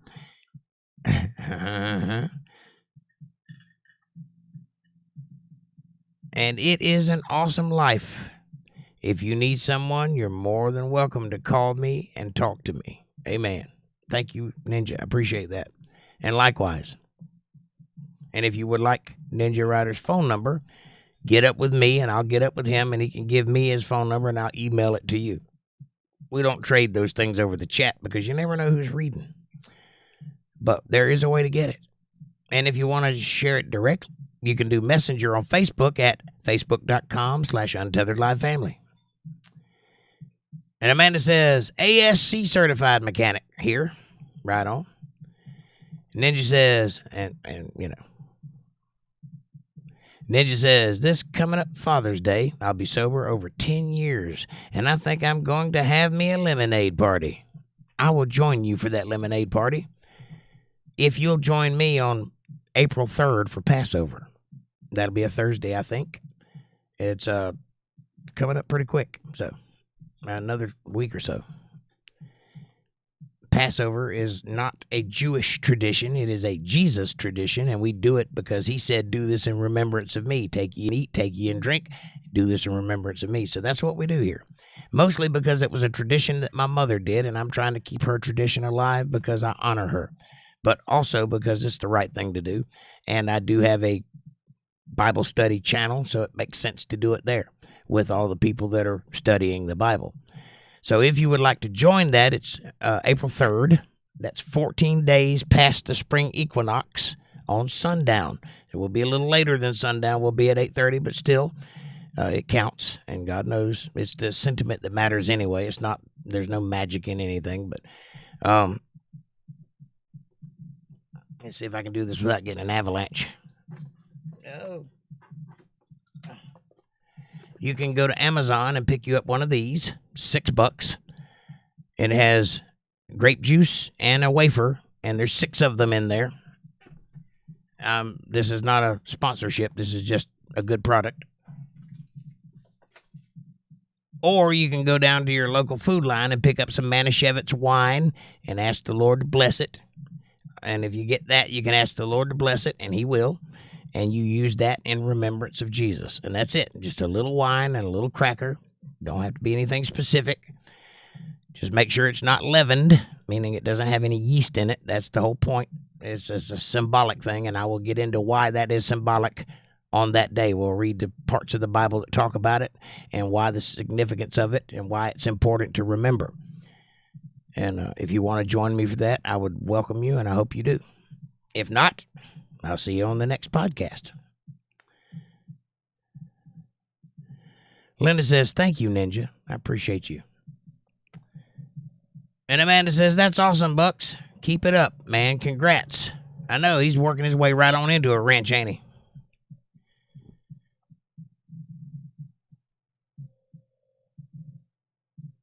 Let's see.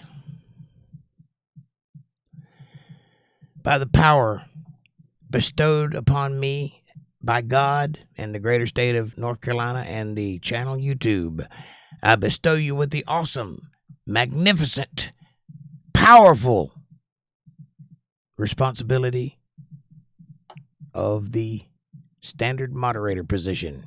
I bequeath to you this wrench. Use it well, my friend. Wield it with honor and integrity, and keep the riffraff out. Welcome to the club.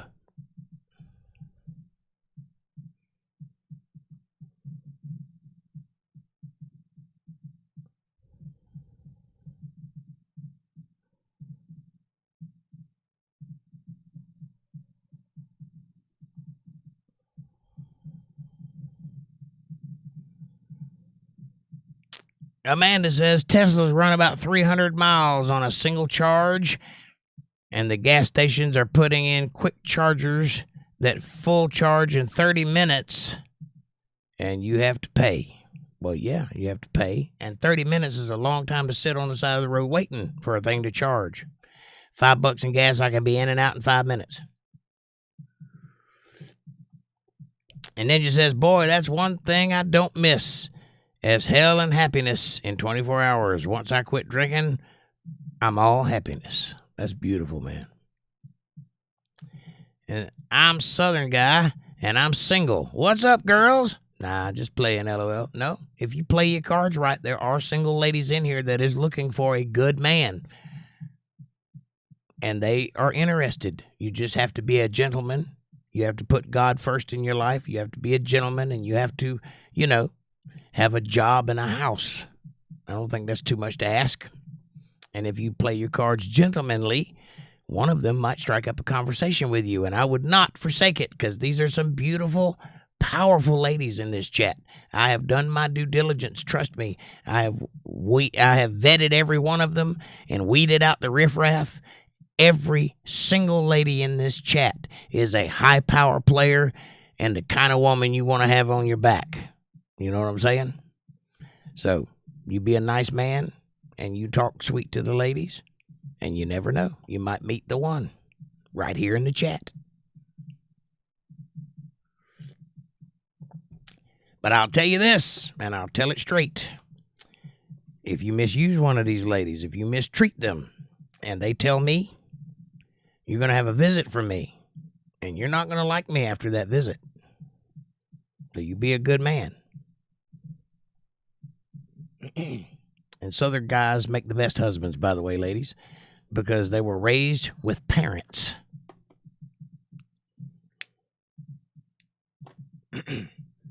For Yourself says, I'm retracting that message.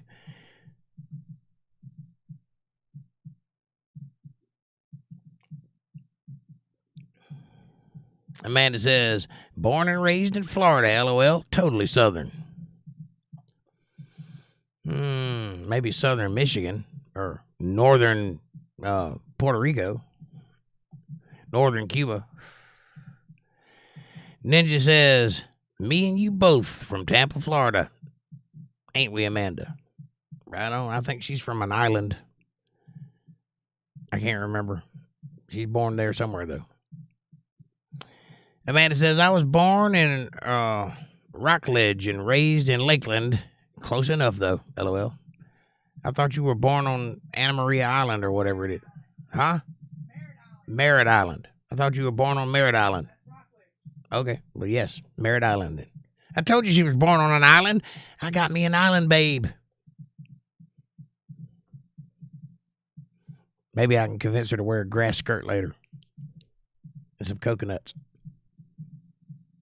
Some kind of nuts, anyway. Oh! Anyway, Bill Bennett says, I'm passing out also. Good night, fam. Bill, I'm not far behind you, buddy. As soon as I get to the bottom of the chat, I'm zooming out. Amanda says, good night, Bill. And Linda says, good night, Bill. John says, gonna wish you all have a blessed night until tomorrow. Stay safe. Heart, heart, heart, heart, heart. John, God bless you, sir. Enjoy your bike. And we'll see you tomorrow night for some politics.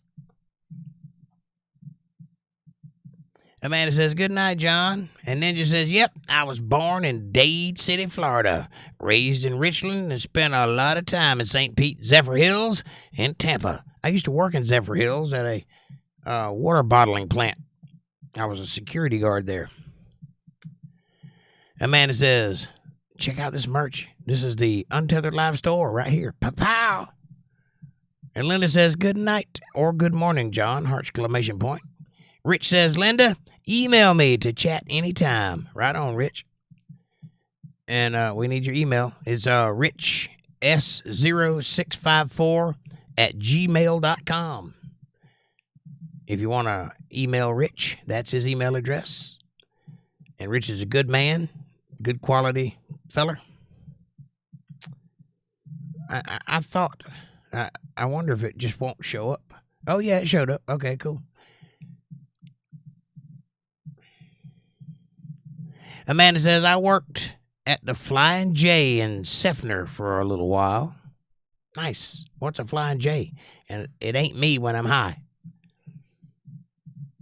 Bill Bennett says, I will be here. We do it because God told us to. Right on, Bill. I'm with you, brother. Linda says, I only drink occasionally.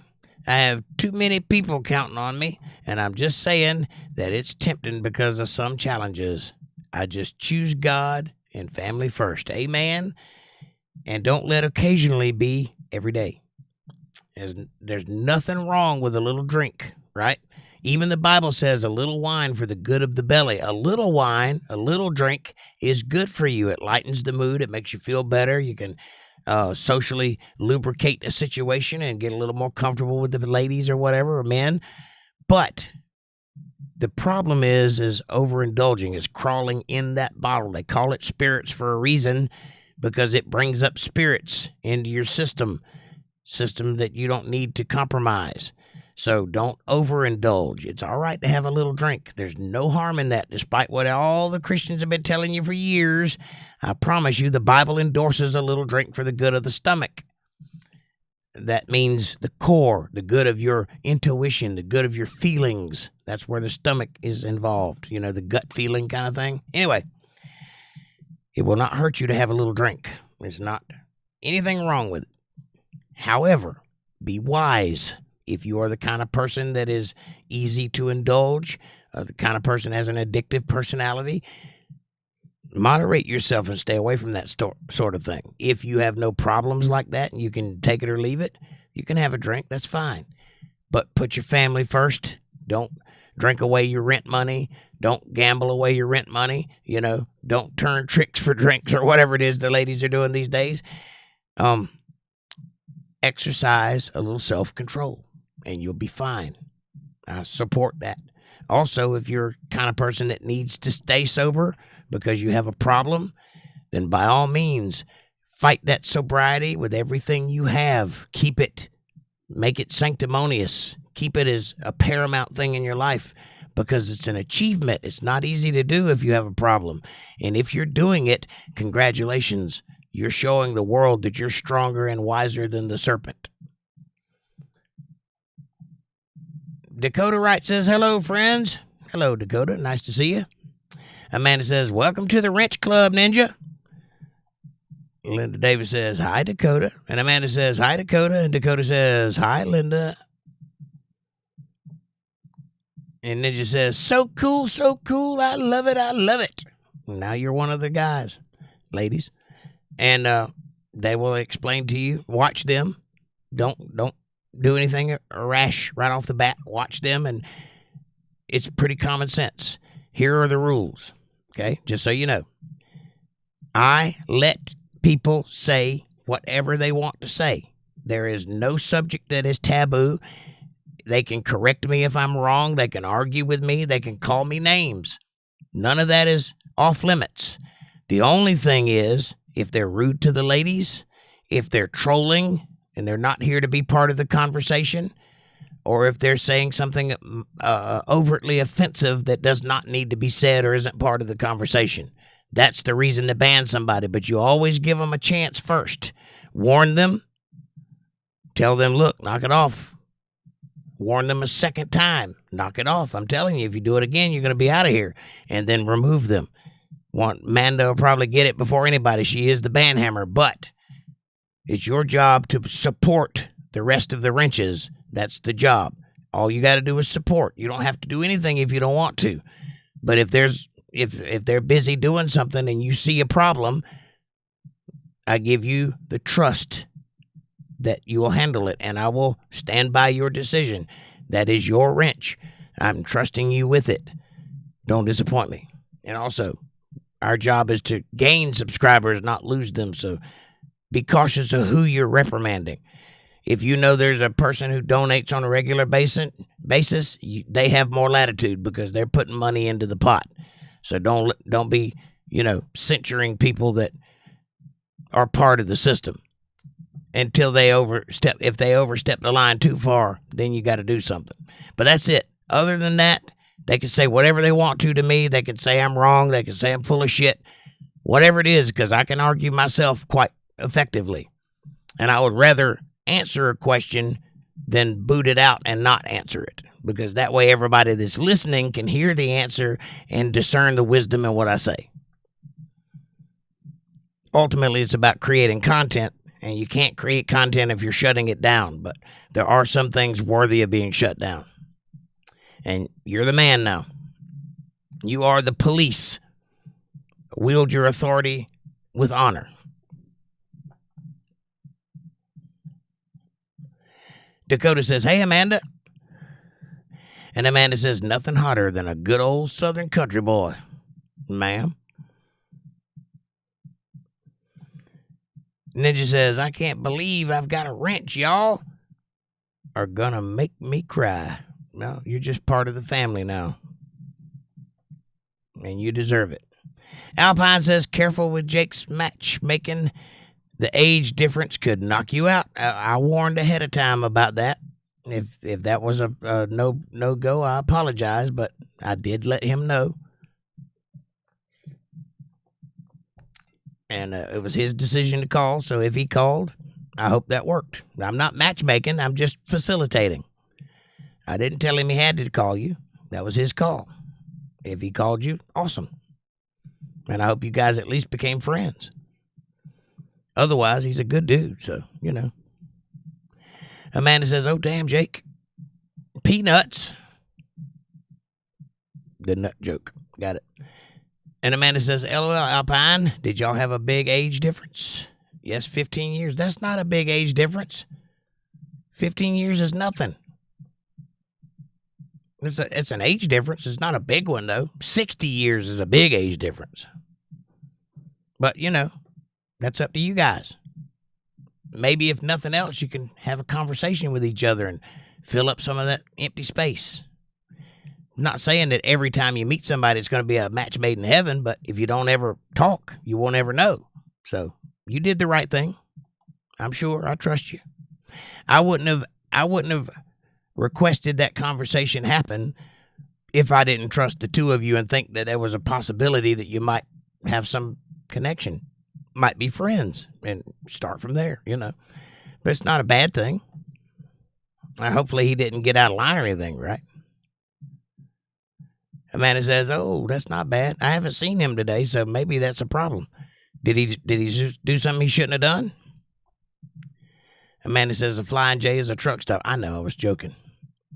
Alpine says, it is when you're as old as I am. Well, you know. Everybody likes a young buck every now and then. I don't know what your tastes are. I just knew that there were two lonely people that needed somebody to talk to, and what better way to fix that than to talk? You didn't have to go any further than that, for sure.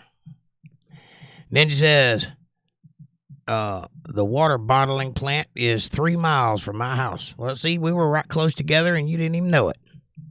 I was there probably in 94, 95, somewhere in that area. Amanda says, LOL, no, he might pep you up a bit, knock your socks off. But anyway, it's good to have someone to talk to, if nothing else. That's my point. We go to Flying J for lobster, says Alpine, not just a truck stop. Oh, so it's one of those big stores that has everything? That's cool. It's deep fried lobster. Hey, if you got to have lobster, that's my way of doing it. I like deep fried catfish, so I don't know why I wouldn't like deep fried lobster. I don't know why people don't sell deep fried lobster, like at Red Lobster or whatever. I've never heard of that before. Sounds good. Amanda says, yes, Alpine, right? It is a high-class truck stop, LOL. And Alpine says, apparently. They got great food, says Amanda. Alpine says, yes, they do. And then she says, the key to a man's happiness is a glass of wine and a steak. Well, you know the fastest way to a man's heart, don't you? Right through his rib cage. It's true. Amanda says, LOL, Ninja. Well, mostly. Yeah, there's other things. There's other things.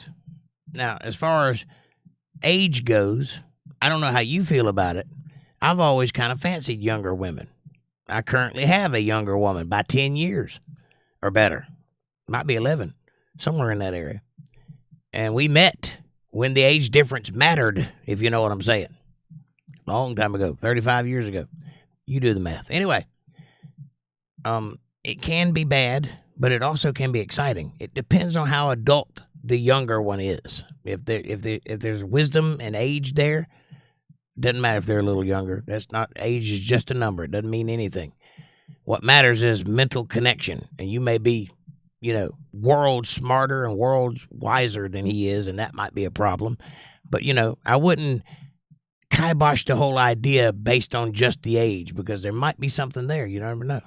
Might be an old soul. Might be other things, you know. I don't know. I don't know either one of you personally, but I have talked to both of you, and I think you're both good people. And if nothing else, maybe you can have a good conversation and a laugh. Maybe just be friends. That's fine. I don't think anybody's expecting anything. But as far as matchmaking goes, if I were going to put you with somebody that I thought you might actually, you know, hook up with, I would have to talk to you before I even said anything about it. But just a phone conversation, I hope that wasn't imposing. I hope you didn't take it that way. And I hope you understood it was with good intent. Alpine says, he's a great guy and had a great conversation. Well, that's a win. That's a win. I'm happy for that. Is he here? Hey, what's up, buddy? We're talking about you. Ninja says, hey, I like older women. I'm 44 years old. There's nothing saying that an older woman can't be the most beautiful thing I've ever seen in my life. True. Ninja's a good dude also. Ninja says, hey, I didn't get no number to call. Well, you didn't ask for one. And there wasn't any reciprocal conversation, so I wouldn't suggest it unless I thought there was something tilting in one way or the other. But, you know, you can call me if you want to.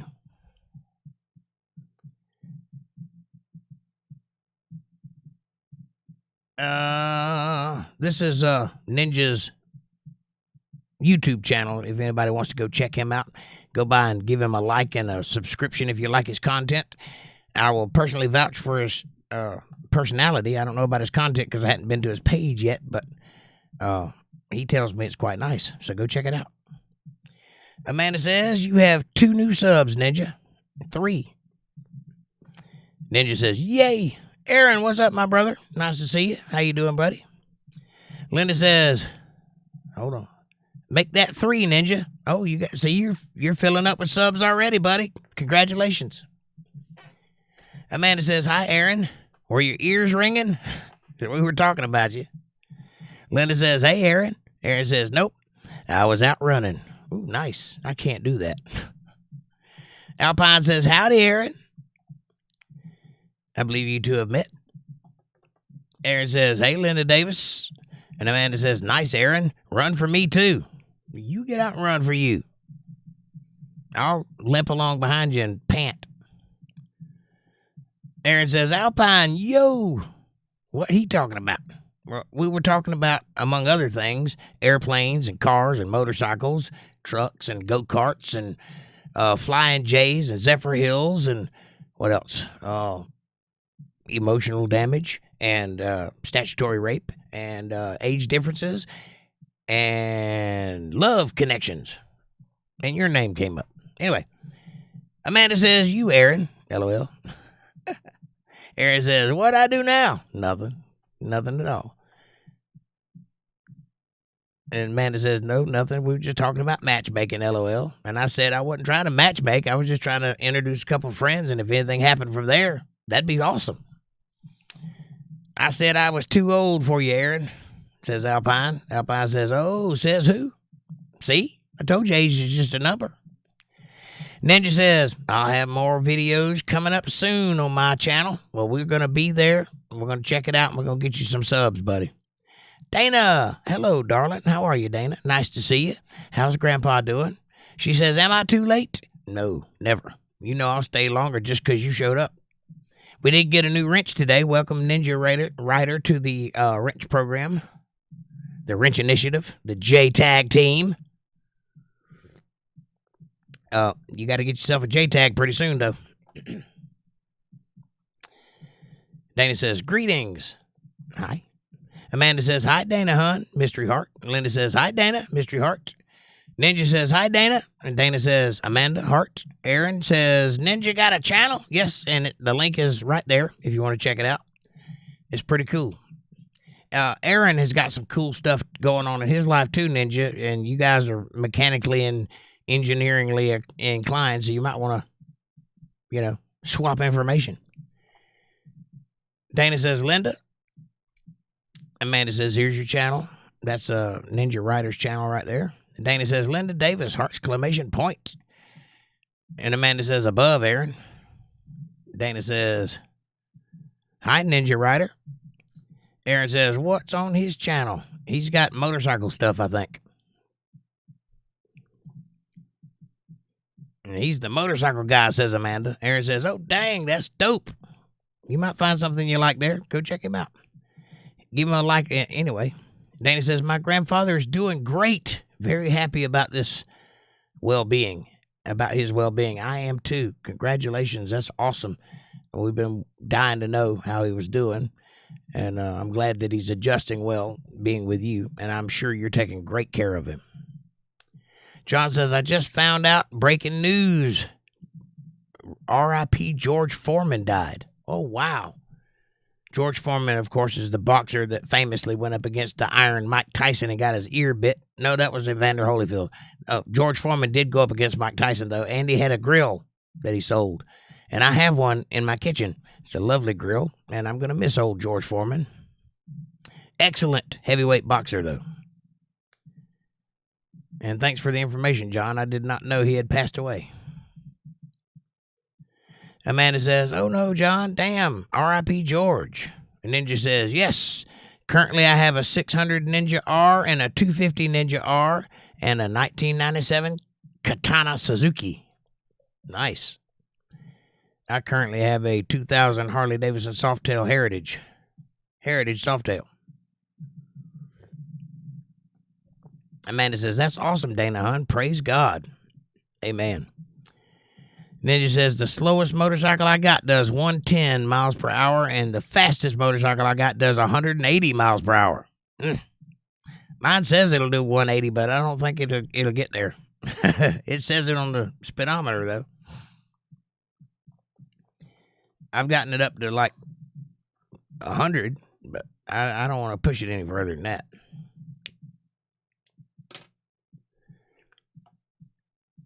It's kind of a heavy bike to be doing over 100, but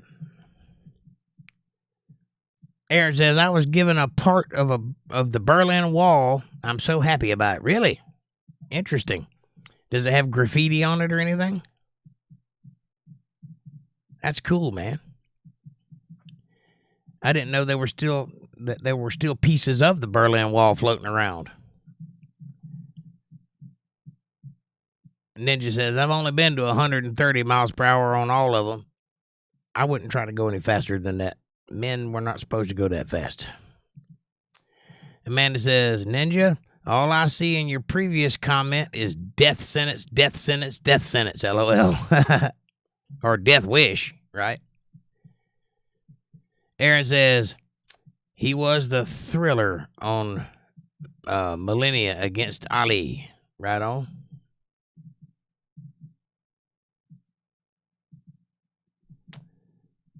Amanda says, that's too cool, Aaron. And Danny says, I can't watch boxing. I guess I am too sensitive for this brutal, violent display. I understand what you're saying, but keep in mind a thing. Men have violence built in. That's why we go to war. That's why everything escalates to a fist fight or cussing match or something like that. We have a level of violence, and testosterone causes that, because that's also the thing that causes you to be able to lift heavy objects and, run fast and fight animals and kill animals. And, you have to have all that high energy testosterone. And we live in a very calm society, and there's no place to put that, but it's still there. Now, modern society calls that toxic masculinity, but it is not toxic. It is the very reason we're still here as a species and have shopping malls. That being said, that level of violence never goes away on into our adulthood, on into old age. It's always there. Matter of fact, I was feeling some of it this afternoon. Me and my boss man were building cabinets together, and two men working on a project that neither one of them want to be doing usually ends in a fight of some kind. So that's always there. Things like boxing and football and MMA give us a place to put it where everybody is willing, participants, and there's relatively little chance of someone actually getting hurt. It does happen, but most of the time it's pretty safe, And we have rules that keep us in a box so that we don't go overboard and start murdering people. But that satiates our violent nature and gives us an out for that kind of energy so that we can focus on being soft and kind to our families and such. So it's actually a good thing, but I understand where you're coming from. But I just wonder if you've ever thought about it in that context before. But it is a good thing for men to have an outlet for that violent behavior. But I understand why you wouldn't want to watch it. Ninja says, no. That's my line, buddy. Just make sure you have brand new tires. The bike will only go as fast as your brain will let it. I hear you. Like I said, I think that Harley is a little big, but that being said, Evil Knievel rode nothing but Harley Softails, and he was jumping ridiculous amounts of distance, so he probably got that thing up to 180 all the time. But it just seems dangerous to me. I'd rather do that on a bike that was made for speed and low to the ground and lightweight, in my opinion. But I'm sure it will go that fast. I just don't want to push it that far. Linda says, that's what I was thinking, Amanda. Right on. Aaron says, nope, I'm wrong. That was Joe Frazier. I got you. I don't know much about boxing. I don't generally watch it myself, although I like MMA, and I have watched a few of those bouts. And I like boxing, but it's kind of boring. Boxing is very sophisticated, technical, and there's a lot of rules, and it don't look like a lot. Those big heavyweight guys, It looks like they're barely hitting each other, but there's a lot of power in those punches. And to be on the receiving end of one is completely different than being out in the stands watching it. So, boxing's a little bit boring, but I do like it, especially if it's somebody like Mike Tyson, who is a absolute powerhouse and dynamic in every way that he moves. And that's something I could get into watching, but I'm not generally a sporty guy. Dana says they are beating each other brutally for money. Wow. Yeah. Money and experience and clout and fame. And there's a lot of reasons people box, but mostly it's to have an outlet for that violent behavior. And it's a good thing that people watch it because it gives those guys an outlet also, because they can live vicariously through the boxer and feel that energy and lose some of that aggression. It's actually a good thing for society that we have that, the bread and circuses of it all. Otherwise, we'd be spearing each other to death. And we don't want that. That's the problem with civilized society. There's no violence. It's uncivilized, which means every male has to either suppress their violence or go seek it elsewhere. And if they suppress it, they end up being a beta male like Tim Walz, waving with both hands and screaming at the top of his lungs and, putting tampons in boys' bathrooms. Or they invade countries like Putin and shoot bombs at each other. Either way, it's better to have a fight. A fight that is, refereed and follows the rules. Amanda says, this slap boxing is the stupidest shit I've ever seen. Yeah, the Russians started that, and it's something else to watch them people willingly get smacked in the face. I'm not going to do it, I can tell you that, but it's entertaining to watch. For Yourself says, okay, bye, guys. I have to go to sleep because he wanted to edit his videos. So bye, everybody. Thanks. Having fun in the stream. Well, thank you for being here, For Yourself. We love you, and come back and see us tomorrow night for some politics. Amanda says, trash, Amanda. Aaron says, trash, Amanda. Yep. That slap boxing is kind of silly. Now, it's not slap boxing. It's just getting slapped in the face. Like taking turns. See who can get knocked out first. Silly. That is when you got too much time and not enough stuff to do. Amanda says, good night, For Yourself. And Linda Davis says, little known fact. Ali's training camp is about 10 miles from where I live. Interesting. I did not know that. I miss Muhammad Ali. He was quite the character. I liked him back when he was Cassius Clay.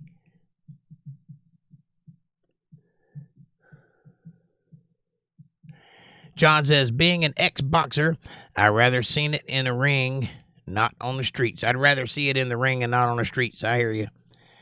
I did learn how to box when I was a teenager because I had to learn I was learning it for discipline, not for learning how to fight. I was into the discipline of it. I was also into kung fu and a few other things back when I was that age and could do it. But I've never actually been in the ring boxing. I just learned how to box. Took lessons and whatever. Amanda says, it is trash. Dumbass people slap the shit out of someone until you knock them out. Don't they realize that causes brain damage? Well, they're learning it now. A large number of football players and MMA people are getting that, what they call, I think it's called CTE. And it's like low-level brain damage that turns into serious problems down the road. And you wouldn't get that if you wasn't willingly getting banged in the head. But try to tell them not to. Try to tell them, hey, stop doing that. You'll get brain damage. Hey, stop smoking. You'll get lung cancer. Right? Smart people know that, and they do it anyway. Amanda says, that's cool, Linda. Aaron says, it's for people with no talent, Amanda. Right? There's got to be something for everybody, right? And Dana says, they can go and hit the brick wall. I get rid of anger. They can hit a brick wall to get rid of anger they can't control. No, because brick walls, number one, break fingers, and number two, they don't hit back. There's no sport in that. There's no threat from a brick wall. Threat causes the fight or flight response, which heightens the emotions and heightens the testosterone and heightens the cortisol and everything else that goes on in your body. Dopamine hit and whatever else it causes. So the brick wall just won't do it. And also it hurts really bad. Not nearly as bad as a cheekbone. They could, do the body bag thing, but why not just train and go fight somebody? It gives them a destination, a thing to do, an opponent to beat, and it satiates all the violent tendencies that a human being can have, and nobody dies. I think that's pretty smart. At first glance, though, I understand where you're coming from. It took me a while to see it that way myself, because I'm not a violent person by nature, unless I have to be. But the more I think about it, the more I think it's a good idea to have that option. Amanda says, LOL, right, and no brain either. No talent and no brain. Slap boxing. I like it. Dana says, LOL. Ninja says, yep. My tombstone is going to say the Thriller on 2 wheels. Nice. My tombstone is going to say $2,000 because I ain't getting one. I'm a throw me in the ditch and cover it up with dirt kind of guy.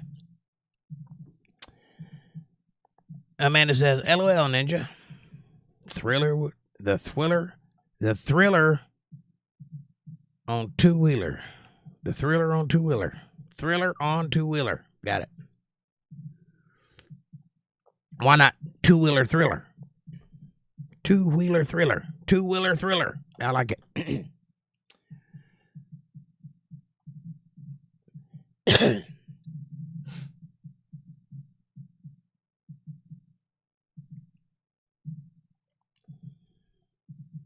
Amanda says, I can think of many other ways to expel built-up anger. It's not about anger. I didn't say anger. I said violence. Violence requires an opponent. Violence requires strategy. Violence requires physical strength and brutality and the willingness to push forward, persevere, and overcome. And there's a lot of things going on in boxing other than just hitting each other. Ninja says, short spirits like running to the mailbox and running back home will get rid of all the anger you have built up. Trust me, Amanda. Yeah. Short sprints. Sorry. Yes, short sprints will do that, but it's not just anger we're talking about. Very few boxers are actually angry with each other. They do that for hype, to sell tickets. They're not actually, most of the time, they're best friends. They train together. They know each other. They're in the same sport. They rooting for each other's success, but in front of the cameras, they got to put on a show. It's like wrestling, those aren't enemies. If you go backstage, they're hanging out. They're probably going to dinner together after the show. John says, I did boxing for 10 years. Now brain damage here, right? I bet. My dad was a Golden Gloves boxer in the Army. Apparently, he had a problem with authority, and he stayed in the brig most of the time, but they let him out because he could box. And they put him in Army fights, and apparently he was a Golden Gloves boxer. I never saw him do it, but I've seen a certificate or two that said so much. So, go figure. Aaron says, I get slapped, I'm a duck, and then they better run, right? Yeah, that's a cold thing to do, is slap somebody in the face when you're talking to them. Just smack them. Pow. And then when they respond, smack them again. Pow.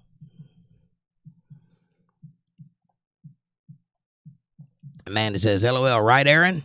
Ninja says, the gun range is always fun, but it don't always get rid of anger. Right? Right? You don't want to carry anger into a firearms place anyway. John says, I meant no. Aaron says, I watched the movie Locked about a coder that built a killer car that locks you inside and it can be controlled remotely. I was like, what the heck? It's called Locked. Is it a new movie? I think I've seen a preview for something like that. Amanda says, freaky, Aaron. Danny says, I believe that the brutal violence was introduced to people through the so-called entertainment in order to desensitize their brains. Very sad when people try to justify it. I wasn't trying to justify it, and this sort of violence has been going on longer than TVs have been invented. So I'm sure some of that is true. But believe me when I tell you that this has been a problem for a very long time. And when men get civilized, there's usually an explosion somewhere. I mean, just look at Genghis Khan. He threw people at people in trebuchets. He threw cows and trees at people. You don't do that unless you got an anger problem or a violence problem. Look at Pol Pot, Stalin, Hitler. Go back as far as you want to go. There's always been maniacal people. We don't have very many of those anymore. And it's because they have a place to put it. If they didn't have a place to put it, they'd try to take over the world, in my opinion. Aaron says it's highly unlikely, though. Right on. Ninja says, I run to the mailbox and back for my mental health. It's probably a good exercise, too. Probably good for your lungs and your heart. That's a good thing to do. I used to do things like that in my 20s, run places and stuff. I can't do it now. Linda Davis says, that reminds me of the movie Christine, Aaron. Yeah, that's basically the same premise. Check that movie out. It's called Christine. It's a Stephen King movie. He wasn't acting in it, he wrote it. Amanda says, that's exactly what I thought about, Linda. And Linda says, LOL, Ninja. Ninja says, my first Kawasaki Ninja was named Christine, Linda. Nice. Aaron says, I thought it was like that movie with the telephone booth and the guy is trapped. Yeah. I think that movie was called Booth. It might have been called Telephone Booth.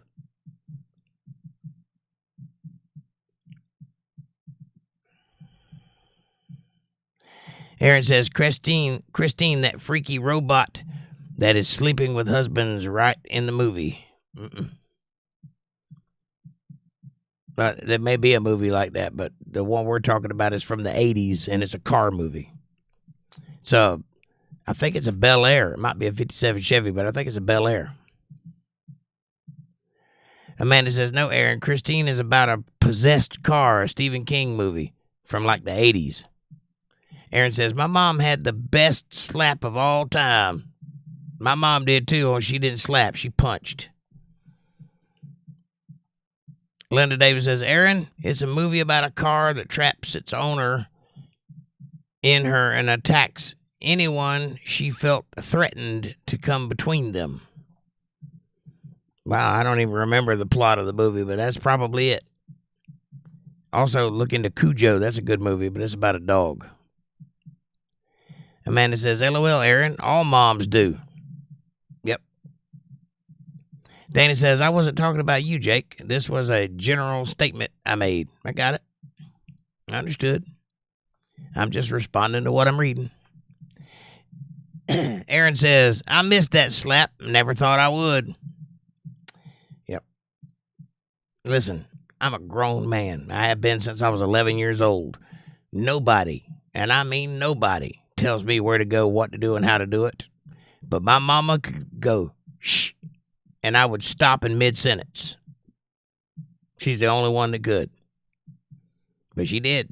She would stop me in mid-breath sometimes. And if I kept going, I'd get a frying pan or a fist in the nose.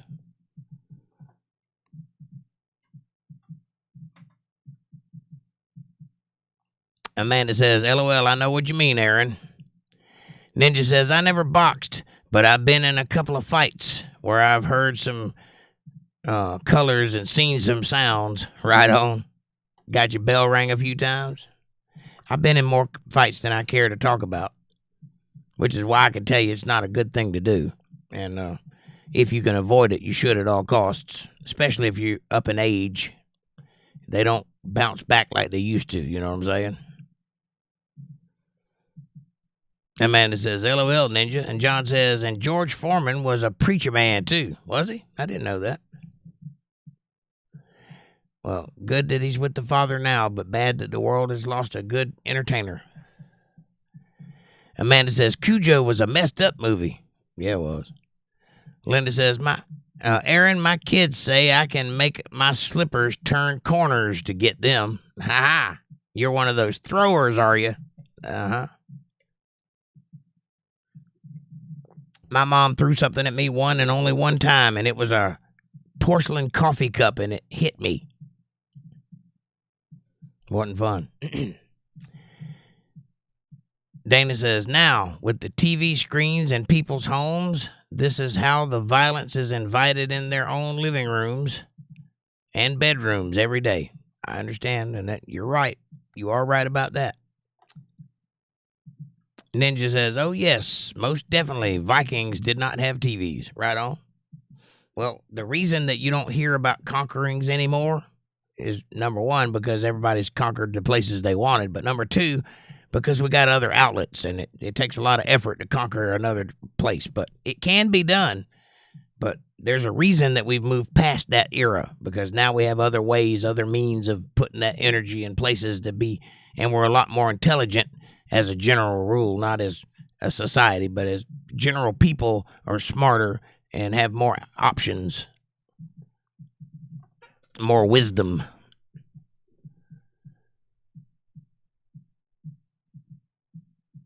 Aaron says the shoe throw was epic.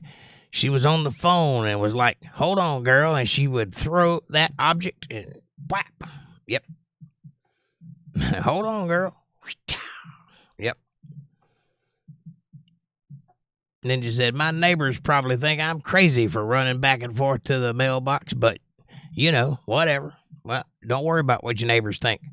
Tell them, go find some cardio.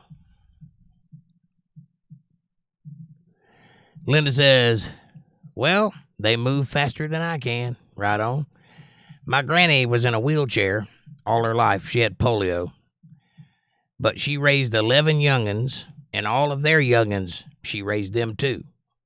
And she lived by herself, and she tended a garden every year. She'd get down on the ground and scoot and weed her garden, and she'd cook, clean, do all that stuff by herself. She was the toughest woman I ever knew. And she would go get a switch, pick the branches off of it till she had a little slender rapier. And she would say, come here. And I was like, and take off running. You're in a wheelchair. You can't get me. And she'd wheel up to the door and go, there's always hoe cake time. What does that mean? I didn't know. Well, I'd be out there thinking I got away with it. About 2 or 3 hours passed, and I start getting hungry. She'd go in the kitchen and start cooking the best thing you ever tasted in your life.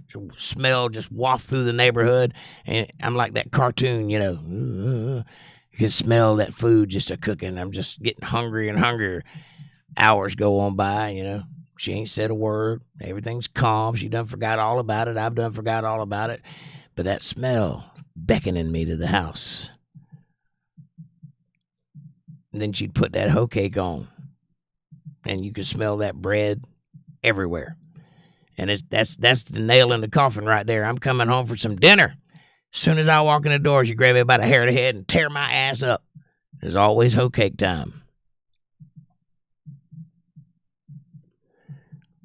Amanda says, my mom was a spatula and switch person. Yeah, spatulas ain't no joke. Amanda says, LOL, Linda, I just wait for mine to come back by me. Ain't chasing their asses. Right on. Mine said the same thing, but it was a story. Aaron says, mine had a paddle, and she used to make me get off the wall. Oh, and you got to go get your own device? That's terrible. Yeah, my mom would make me go pick the switch that I was going to get my ass whipped by, and it's a trick. Don't fall for it, because if you pick the little slender one thinking you're going to get a nice light whipping, that thing's like a razor blade and a whip wrapped in one. But if you go get the big one thinking she can't swing it, oh yeah, she can swing it, and you'll look like a zebra from head to toe. There ain't no easy way out of that trick, but you got to pick it. That's part of the punishment, right? They don't do that anymore. That's why kids are going crazy now, in my opinion. Dr. Spock ruined us all, and people like him. I don't mean the Star Trek character. I mean the self-help guru, doctor fella. Dana says, empathy is slowly disappearing from today's crazy world. It's sad. People are becoming desensitized more and more. God help us. He will eventually, but I'm afraid it's going to get a lot worse before it gets any better. But the reason it's getting so bad is because parents have stopped disciplining their children, and they've turned it into a bad thing. It's a crime to spank your kids. The Bible tells you to do it, because if you spare the rod, you spoil the child, and here's living evidence of it all around you. Amanda says, my granny would make you face the wall with your hands on the wall and switch the inside of your thighs with the tip of the switch back and forth like Zorro. And if you take your hands down, you got more. Wow. She was a little sadistic, wasn't she? I've never had to discipline my kids more than 1 or 2 swats, and light ones at that. Most of the time, if I had to do it once, I only had to threaten it from then on out, because that was enough. And I prefer it that way, because I don't like spanking my kids. But it is necessary sometimes. Some people will argue to the last breath that you should never spank your kids. I disagree. I turned out all right, don't you think? My mom beat my ass. But I'm a man, and I don't begrudge her it either. Never once did I think about calling social services or telling on her or anything like that. Number 1, because that wasn't an option, because that's retarded. And number 2, I knew I deserved it. I was getting a tail whipping for something I did, and I was guilty. So, face the punishment. But I think that's the problem with the world today. People don't have any consequences to their actions. If you have consequences, it makes your brain think more, in my opinion. I'm not telling you to spank your kids, but I'm telling you to put some thought into it, because it's necessary. That's what builds character. To add to that, I would say that I have never met a person in my life who had a great childhood that was interesting. The more screwed up a person is, the more personality they have. That builds personality. If you have a hard life, you develop a personality to deal with it. If you have an easy life, you don't need a personality. It's easy. Everything is handed to you. Why have a personality? Why have to work to gain somebody's affection? Same thing with beautiful. If you're beautiful, you don't need to be nice. Beautiful's enough. I'm sorry, that's just the way it is. Linda says, I usually just had to give them the look. Well, women can do that. Men can't. It's read as angry when a man does it. When a woman does it, it'll put the fear of God in you and keep your mouth shut and sit down and be quiet. My mama could look at me and scare the bejesus out of me. Nobody else on earth scares me. That woman, I was afraid she would burst into flames, right? Mamas can do that. Men can't do that. They wouldn't even say a word, and they just knew, right? That look. If you can throw that stank eye at them, that'll do it every time. What it is, what's up, buddy? He says, just got done working 13 1/5 hours. Hello, why did you work 1/5 of an hour? Why didn't you go for a half an hour and get your money? Amanda says, yep, mine learned that quickly, right? And Amanda says, hey, what it is? Dang, man, get that money, right? 13 hours, got some good pay. You came just in time to watch me leave. I'm at the bottom of the chat, and I'm about to head out. It's 11 o'clock, and I'm tired. On a Friday night. Any last thoughts? Anybody want to contribute any ideas? Otherwise, I'm going to put my head on a pillow and pass out and let a dog chew on my fingers until morning. Because that's love. Have you seen my puppy? If not, you don't know what you're missing. May I have my puppy, please? It is right now. When she starts chewing on my fingers, she's your puppy. Are you sitting down? Are you ready for this? Ladies? Meet Tribble. He's my puppy right there. Look at that baby. Look at that baby. Is she adorable? Look at that baby.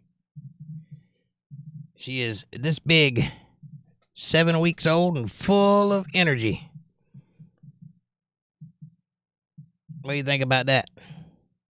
Her name is ℂ𝕚𝕝𝕝𝕝𝕝𝕃𝕚𝕚𝕝. Tribble, not treble.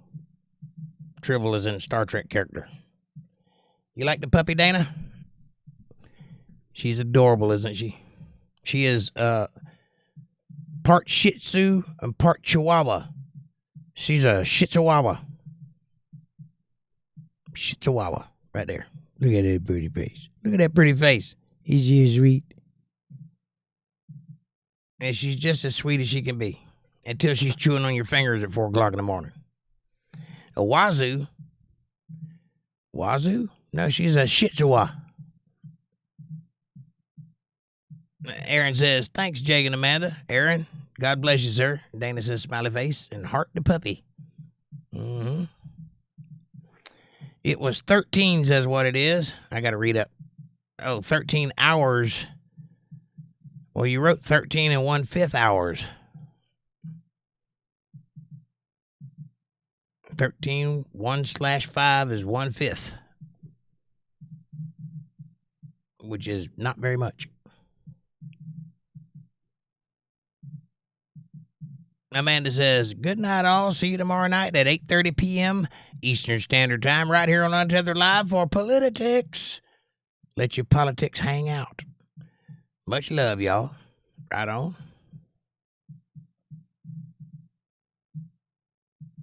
Amanda says, you're welcome, Aaron. And Ninja says, mamas, don't let your cowboys grow up to be babies.